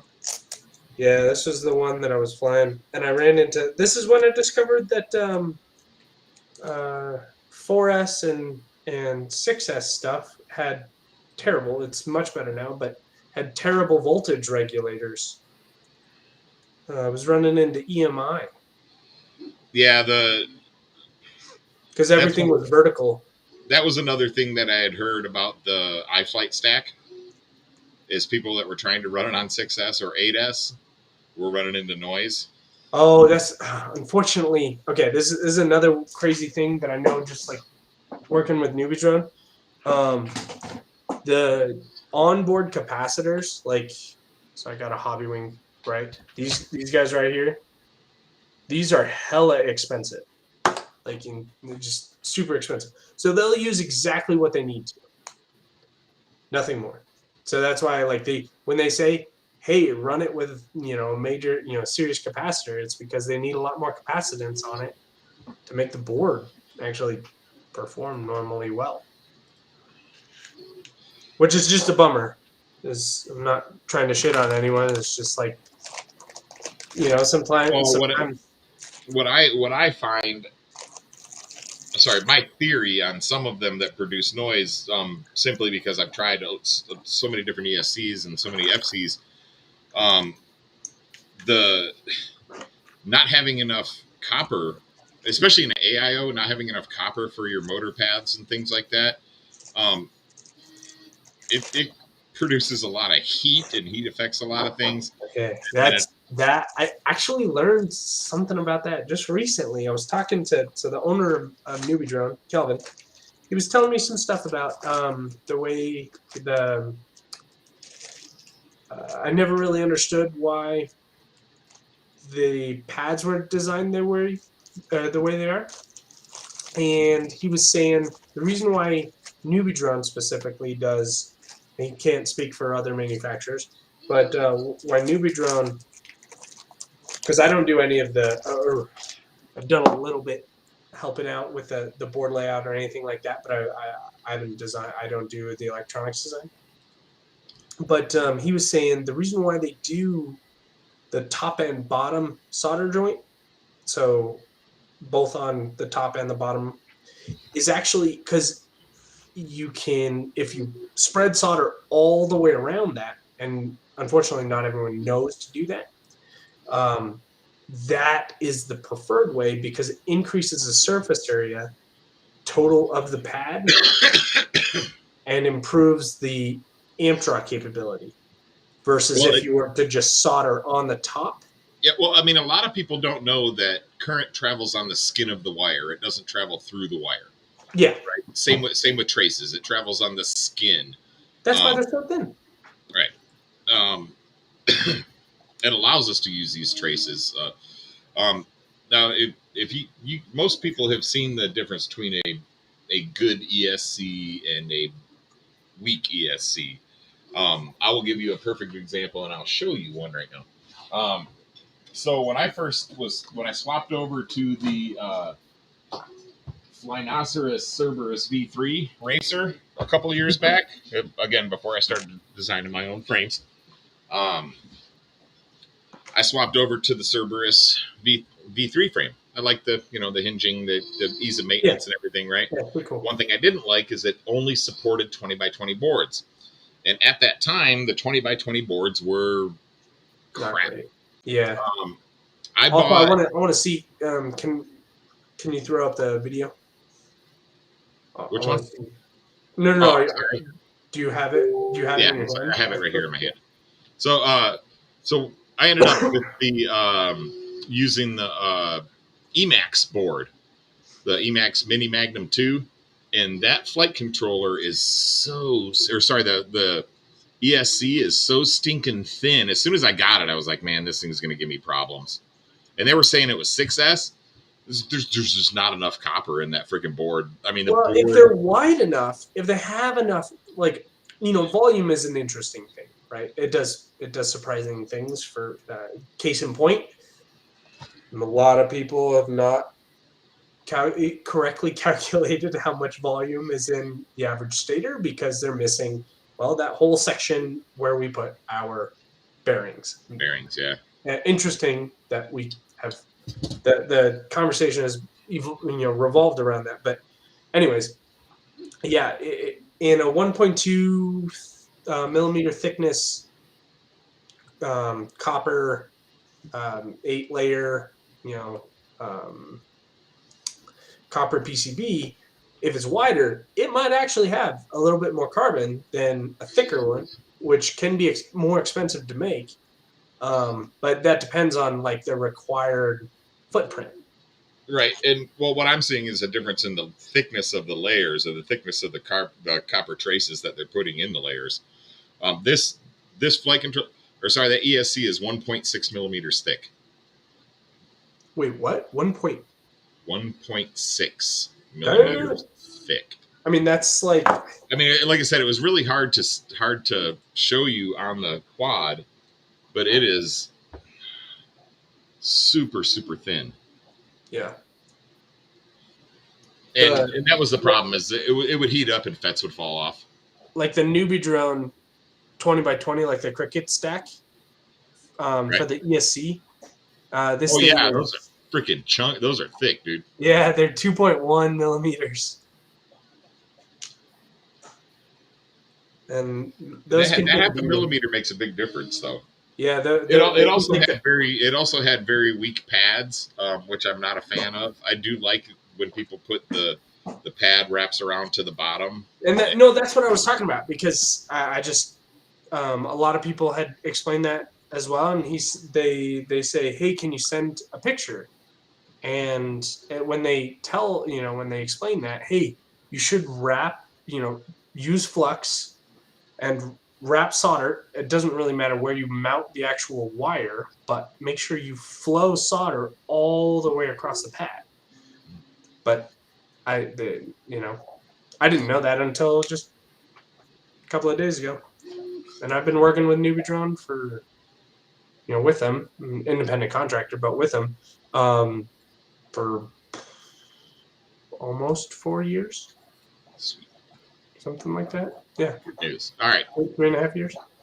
Yeah. So, okay. I just got word back from the cutter. He's got 5, 6, 7, 8, and 10 millimeter carbon. So I'm good. I know before he only had the 6 millimeter was as thick as he went. And I was like, yeah. I would run like 6.5 or 7 millimeter if you're running some thinner arms on 7-inch or 8-inch. So they're, relative width, I guess. I'm gonna end up widening them out. I know that, just a little bit. Yeah. But that's where they're at now. But that's what I was thinking I was hoping he had 7 or 8. So Sweet. That's probably where I'll be. Awesome. Yeah, I know a lot of 7-inch frames are running running a little bit thicker. I know the DC-10 guys are having to double up their arm, like having 2 arms in order to minimize that. That's what I was talking about, is that the reason why they're having to do that is counteract that cantilevered effect because not many people realize the average 2306 is like between 30 and 35 grams. The average 2810 or 2812 is like 60. Yeah, it's like double. They start getting chunky. Yeah, and so they wiggle, and that plus the prop and the effects on the prop, and I do have something that I have to wait to tell you until we get off the air. But you'll be happy to hear it when I show it to you or tell you about it. Yeah. No, it's. I feel bad. I feel bad for a lot of those people because it took, just in the last year. I mean, the DC-10 frame has been out for what, maybe a year and a half, almost 2. I'm not a big fan of that frame just because I'm not. Honestly, because it's dead cat. You don't like Dead Cat? I'm not a fan of dead cats. I actually have 2 dead cat designs. One of them is micro brushless. Um, but man, I'm just not a fan. Like the closest thing I have to a dead cat is this and it's not really. Yeah. I mean, If they can, if you, I will tell you one thing. Just manage. Look up something called the centroid of a trapezoid,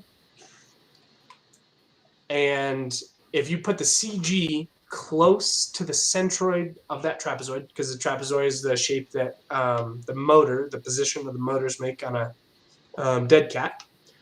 If you put your CG there, they will fly perfect. I gotta figure out.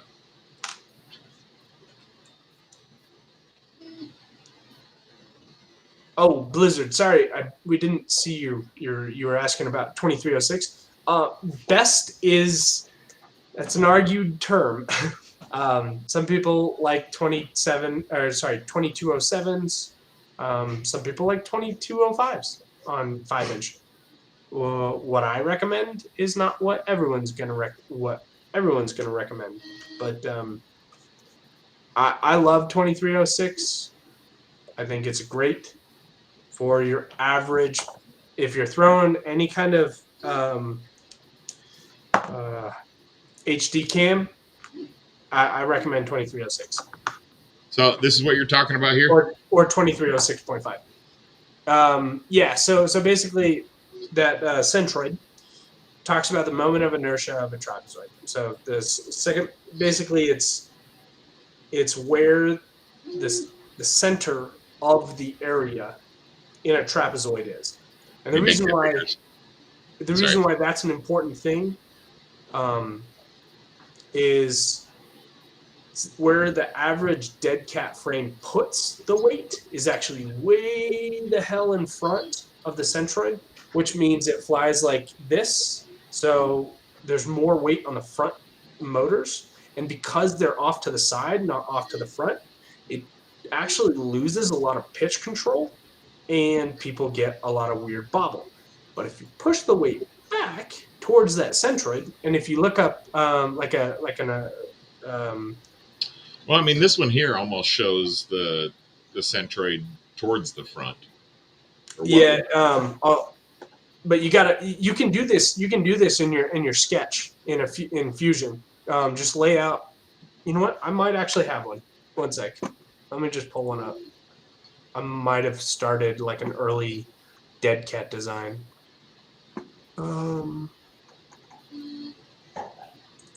Now, don't you just cross the motors and then you can find the center of the lower triangle? That's yeah.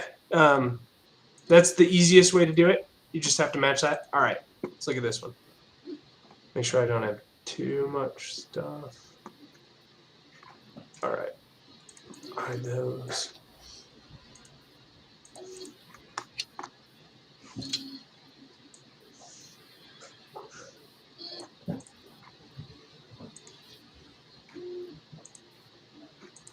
All right.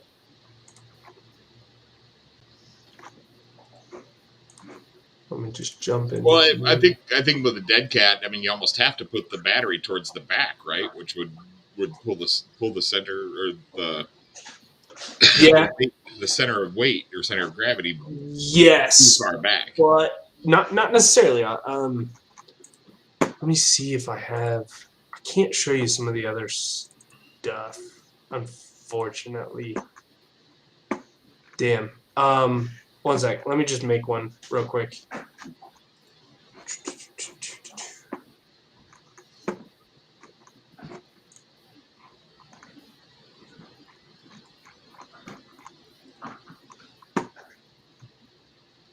Oh, there we go. Okay.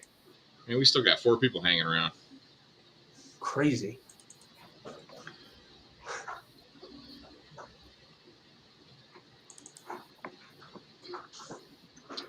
Yeah, Rad, I know a lot of people that like 2207 for racing.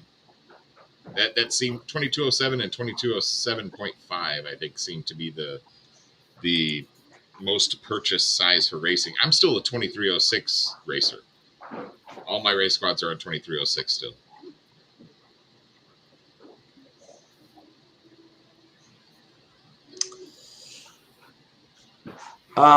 Rat, it depends on if you're running PWM signal you're on.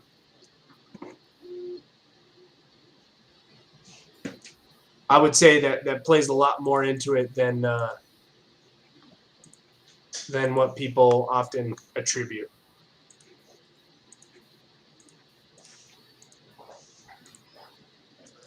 All right. So I'm gonna throw this, throw something on real quick. In case y'all didn't see, Gank bought 2 camera toys this week, and that pretty much just broke my bank. I got a Hero 9. I was gonna get the 8, but they had a open box 9 for $12 more than the 8. I was like, and I'm putting it on the Necromancer, so the extra weight of the 9 is negligible, or will be on that particular quad anyway. And then I got the Peanut. Yeah, I'm interested to see how that Wi-Fi works on the Peanut. But okay, so let me show you what I was talking about. Let me put my hopefully the distance is longer than it was on the Go. The Go, if my quad was sitting on the ground and I was sitting in a chair 6 feet away, the Wi-Fi would not connect. I actually had to start the video on the Go before I sat down and lost Wi-Fi signal to it, or Wi-Fi really connection to it. Yeah, that's wild. Anyways, oh, hold on. All right, Stream Ninja, take it easy, man. There we go. Zach's on the big screen. All right, so this is P3. I'll talk to you later, bud. This here is just an X, and if we go and make a dead cat, just delete some of these constraints. All right.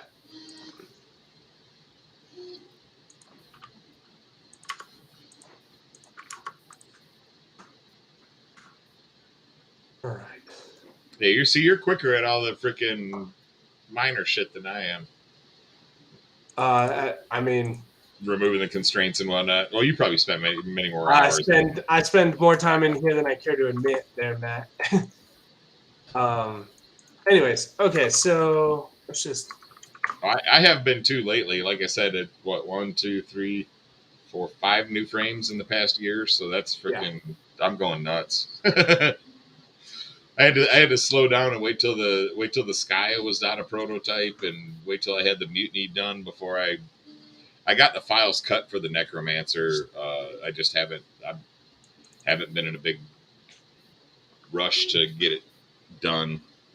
Now I'm at the point where I want to get it done. I have to get it done. So yeah. So this is a messy sketch, but what I'm trying to illustrate here is they're the exact same. So here is your square.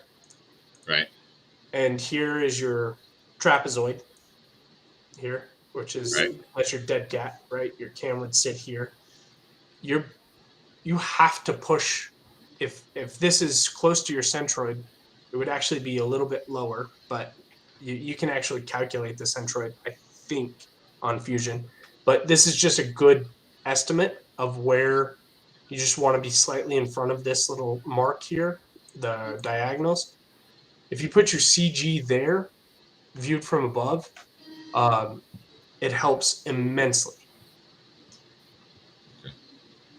I used to have really good luck with motor mixing back before they changed it from C mix to M mix and changed a bunch of the commands.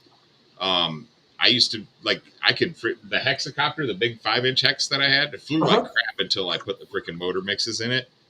And ever since then, anything that's not a standard X, or like my frames are offset X, like the Mutiny, the arms don't create it. I mean, they're parallel to the one opposite it, but they're not. Yeah. Yeah. But anything that's not a X pattern, I've had to put that motor mix on it. It makes them fly a flipping ton better. Yeah, and that's like you can do the motor mix. It's just I don't always see.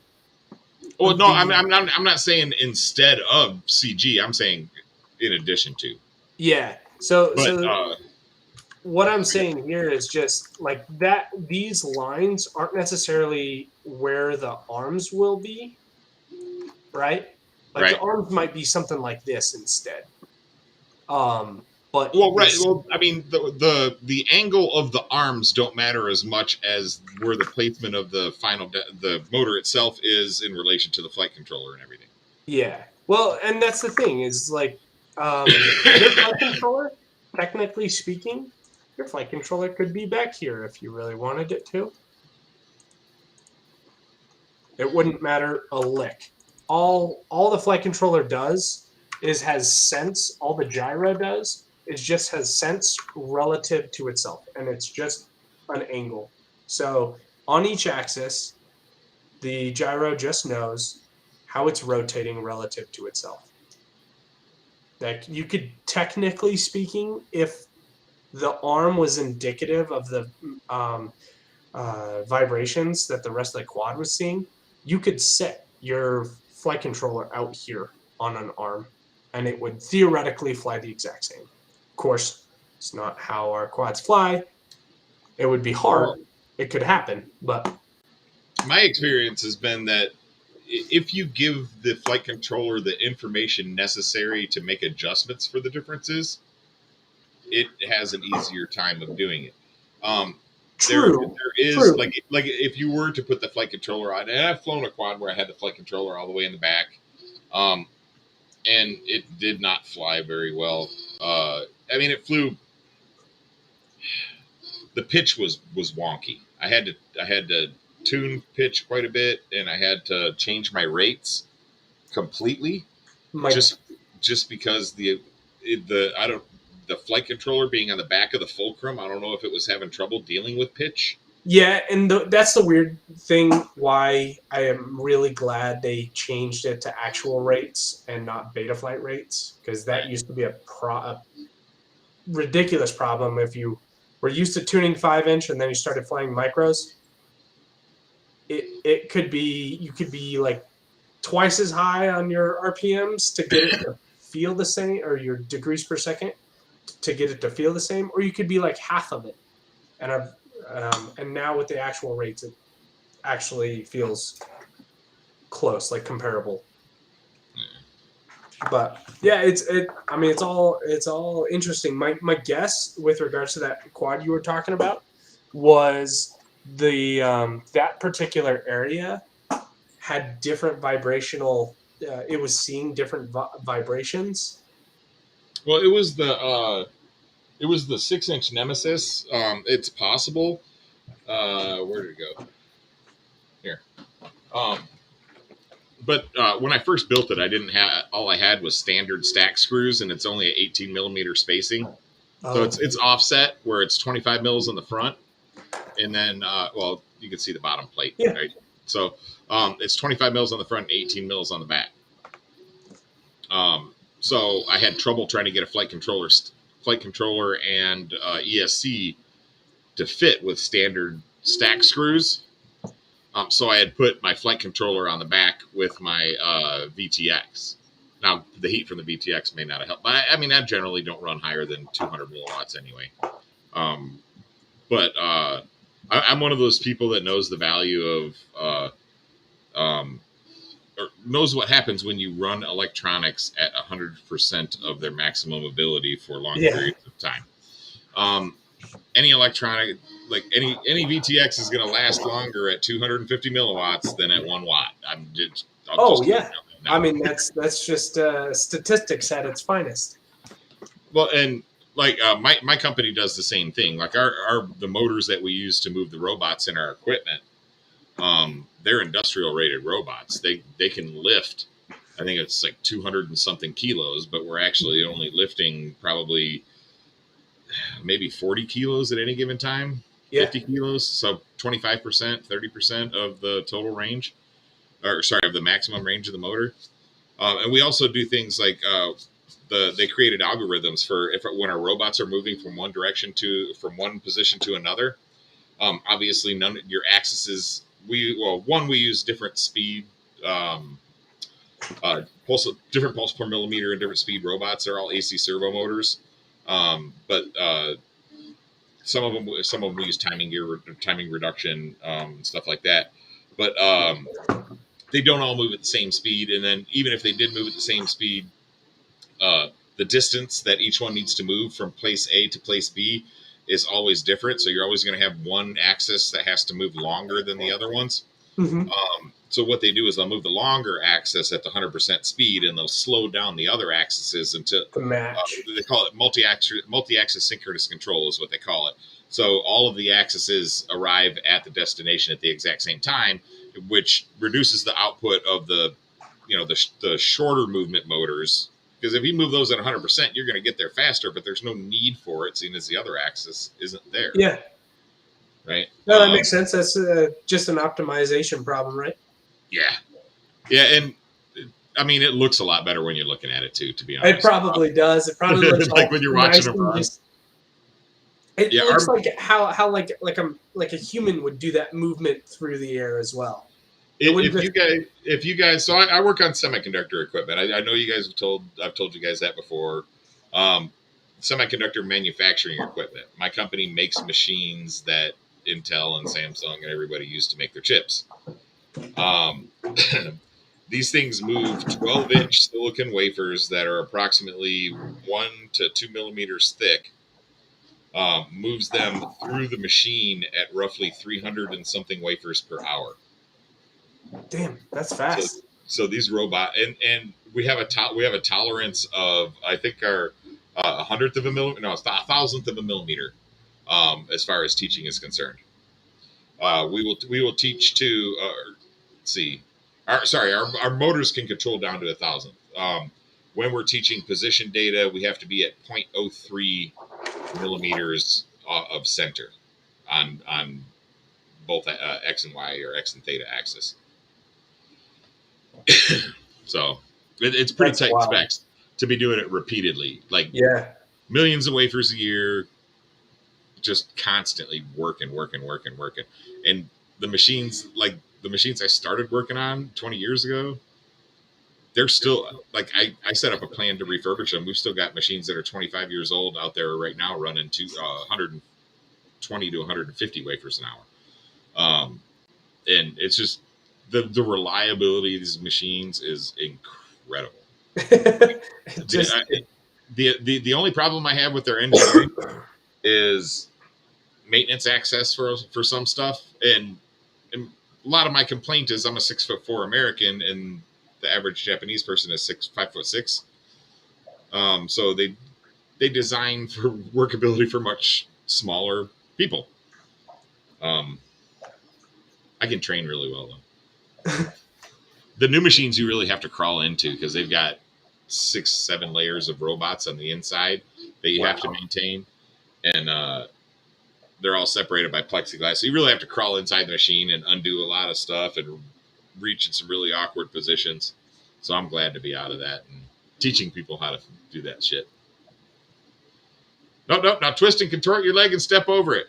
Can you show me? Nope. You got to learn it.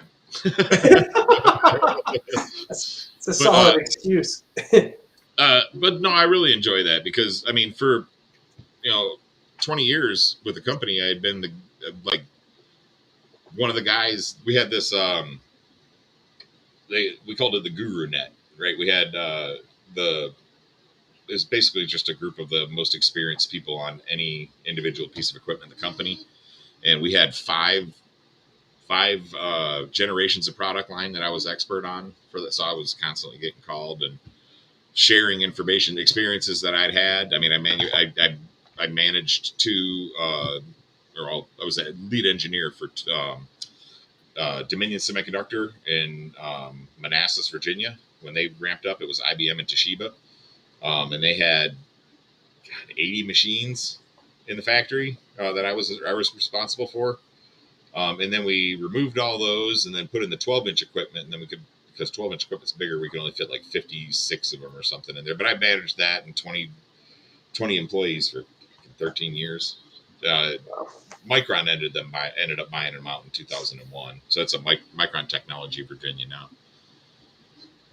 But that's wild. Yeah, that was one of the things. Like when I was looking at getting out of the Navy, while I was in the Navy, I was doing custom car stereo installation, and I had got the tax ID and everything to open my own shop. And then my ex wanted to move back to Michigan to be closer to family, move because we were way the hell down in Norfolk. I ended up convincing her just because I was going to end up paying myself roughly $12 an hour to do car stereo installation, and we would be like scraping to get by. And I had a friend of mine that got a job with the company I work for now, and he said, "Man, just give me your resume." So I handed him the resume. I don't know, like a day later, I got a phone call with a phone interview. I had an hour-long phone interview. The guy was just asking me all kinds of questions and a lot of trick questions too. He was being kind of a jerk about that. But and then I had another 2-hour-long interview with him, and then the manager of tech support for the company, and then the general manager for the area.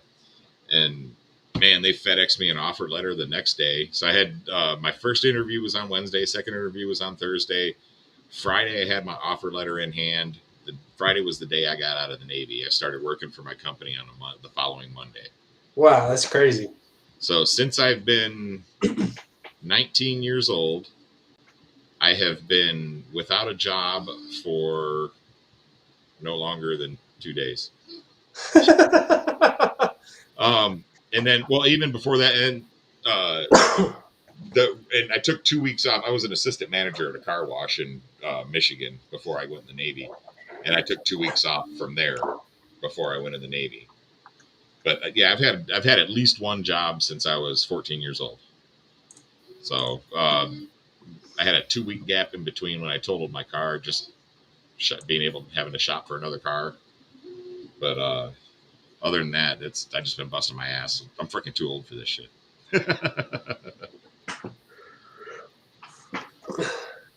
But like I said, I actually do want to start carrying electronics. Like I said, I've been working with the Hawks guy, helping them improve their motors for fucking years. They've come a long way since the original ones came out. The old the dining stool, the old 1960s diner stool ribs on the side there.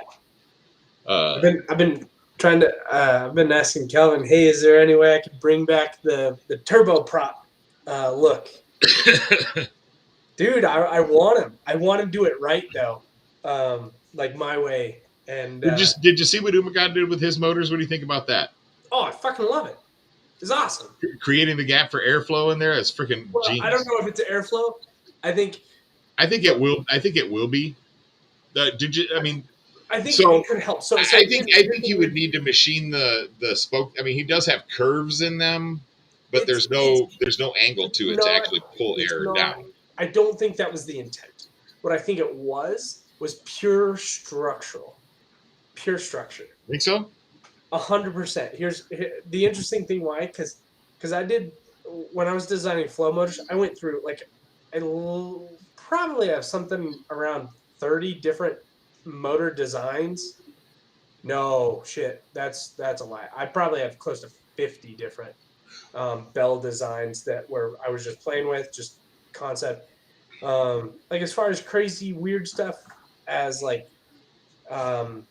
adding all sorts of crazy aerodynamic things, but that because on the flow motor, this little lip, like all that stuff. I mean, granted, Kelvin asked me, hey, let's take an AMG S550, I think it is, wheel, and let's translate that into a motor. I was like, okay, deal.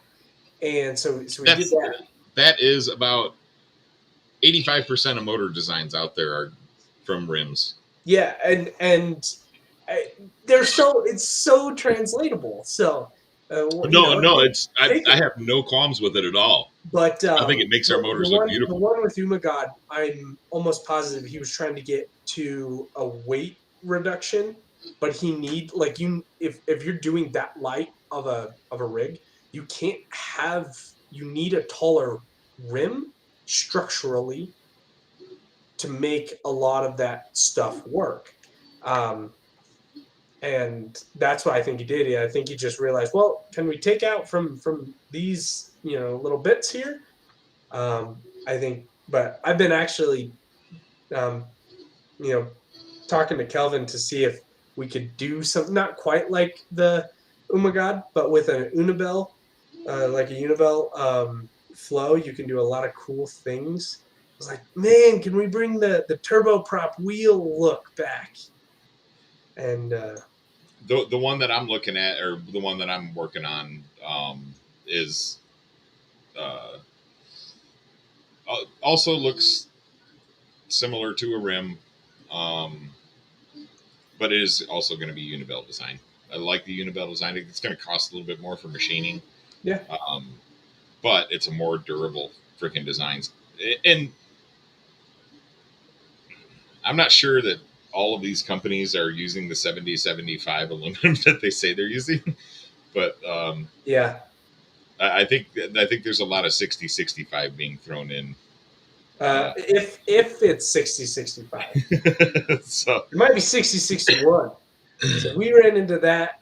There were some issues like, I'll admit we had some early flow motor hiccups with the factory, and then with our design, our choice, and then the factory not quite meeting. Hey, we're switching to this material. Boom.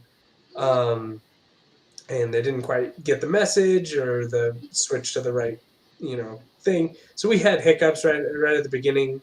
We've since really got the right um, uh, thing or the right material down, the right tweak design aspects.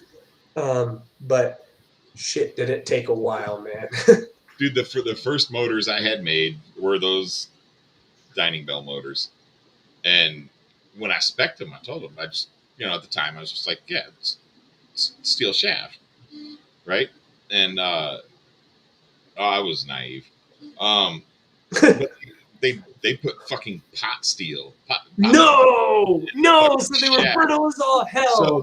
So two of the guys that had bought I told everybody to buy 5 motors because they were new, and we got a good rate on them and all that, and Torque them down and they would snap. torque them down and the freaking shaft just snapped right off.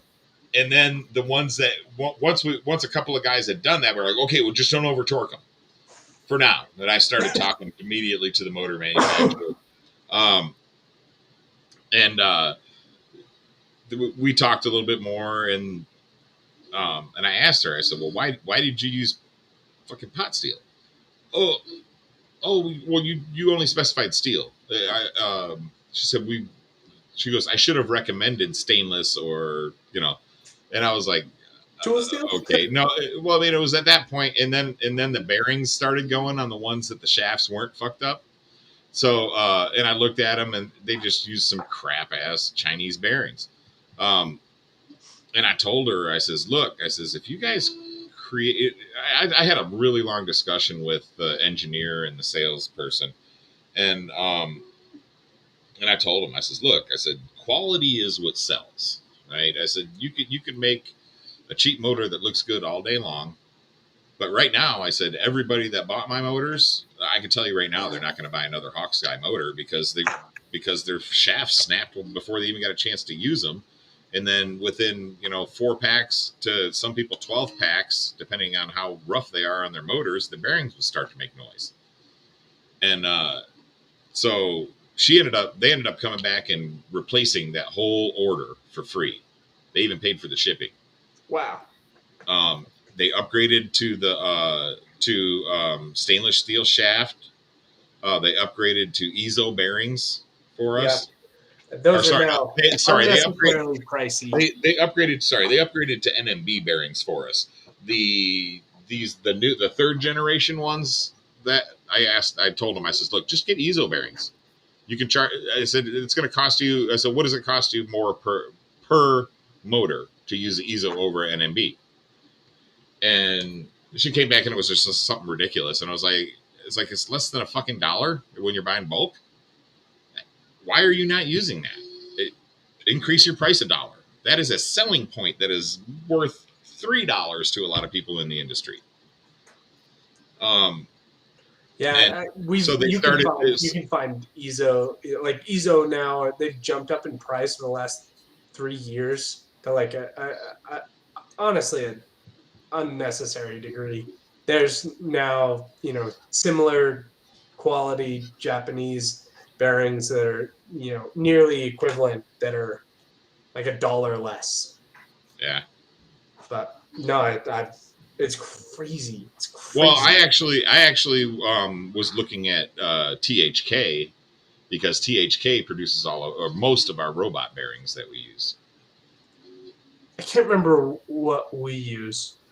We used EZO for the first couple of, or we looked at using EZO for the first couple of batches, and then we went away because they were equally quality, but people weren't demanding them, at least for our need. So we found equivalent. I was actually wondering for the like. I don't believe the type of bearings that we use are efficient for the type of loads that we're putting on them. They're not designed for. I've been through some of that. They're designed more for a rotary load, than than the lift load. What people don't realize is there's not as much load there than you think relative to the rotational load in heat for these particular bearings. Our RPMs are honestly, you can't find anything else unless you're paying out the wazoo for our RPMs. Yeah. Well, no, and another gimmick that remember the ceramic bearings. Yeah. I didn't ever heat resistant bearings. What could go wrong? Oh wait, you mean they have to be impact resistant too? Yeah.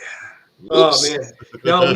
We looked at redesigning completely because trying to fit bearings in anything smaller than like an 11 is. Yes, Blizzard NSK is still making bearings. Yeah, I think we use an NSK as well. Actually, now that you think about it, there's actually NSK and there's NGK. We use I think on the last flow. I think we used an NSK bearing. But yeah, you can't use traditional bearings really in Whoop motors. The RPMs are too high, and so and I'm not kidding when I started calling, saying, hey, I don't know if this is right. Like Newbie Drone told me, like I had a conversation with Kelvin, who had some conversations, and then got me in touch with some of the other engineers, and they were like, do you guys know what the ratings are for these bearings that people are putting in these Whoop motors? Their max is like 20,000 RPMs. We're doing 20,000 RPM per volt. Tripling the spec. Tripling. Do you know how hot? At least because freaking because Tiny Whoop right now has those danger onesies that are 22,000 or 24,000, whatever stupid. They don't actually get that fast. Not under load. But well, anyway, yeah, it's yeah. But there is a lot of that in the industry. Well, this is what fits. This is what's already made and what fits. This is what I'm getting. I couldn't deal with that. I had Calvin and I were like, no, that doesn't make sense. What are you talking about? We have these guys who have worked on all sorts of other machinery who are like, just use some lube and you're good.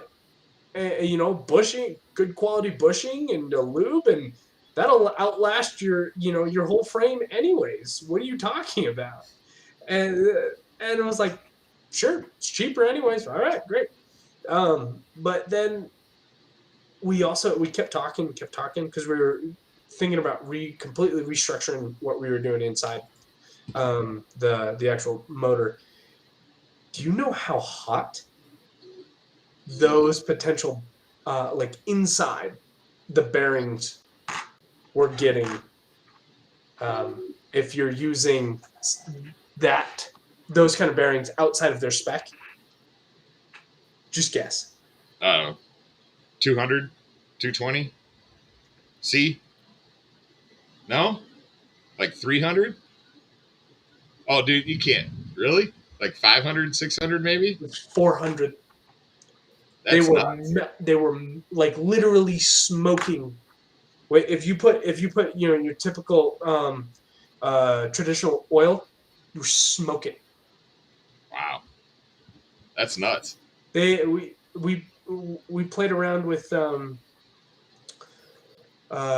just other types of lube and that kind of stuff in bearings, like to improve that, and they were smoking flash points, which is insane. And there are some people, Blizzard FPV, the fluid filled. It's theoretically possible. It's just you'd have to redesign a bunch of approach, and for when the bushings are so cheap and they just perform so well, because like who is it? KO Technologies. They're a motor manufacturer, premium motor manufacturer. I think they're out of Virginia. They do a sub pump design, encased oil. Oh yeah. Yep. I mean, it's a cool idea. I don't know for the RPMs that it absolutely is the only way to go, but it certainly has some advantages for sure. My problem is how many people are going to remember to keep ordering their sump oil, and how many are going to keep remembering to apply it all the time. Yeah. And how many frames are designed to make that accessible to that, right? So yeah, you would have to just, I mean, the way they do it is it's really ingenious. Like it really is ingenious. But I've got some coders here somewhere.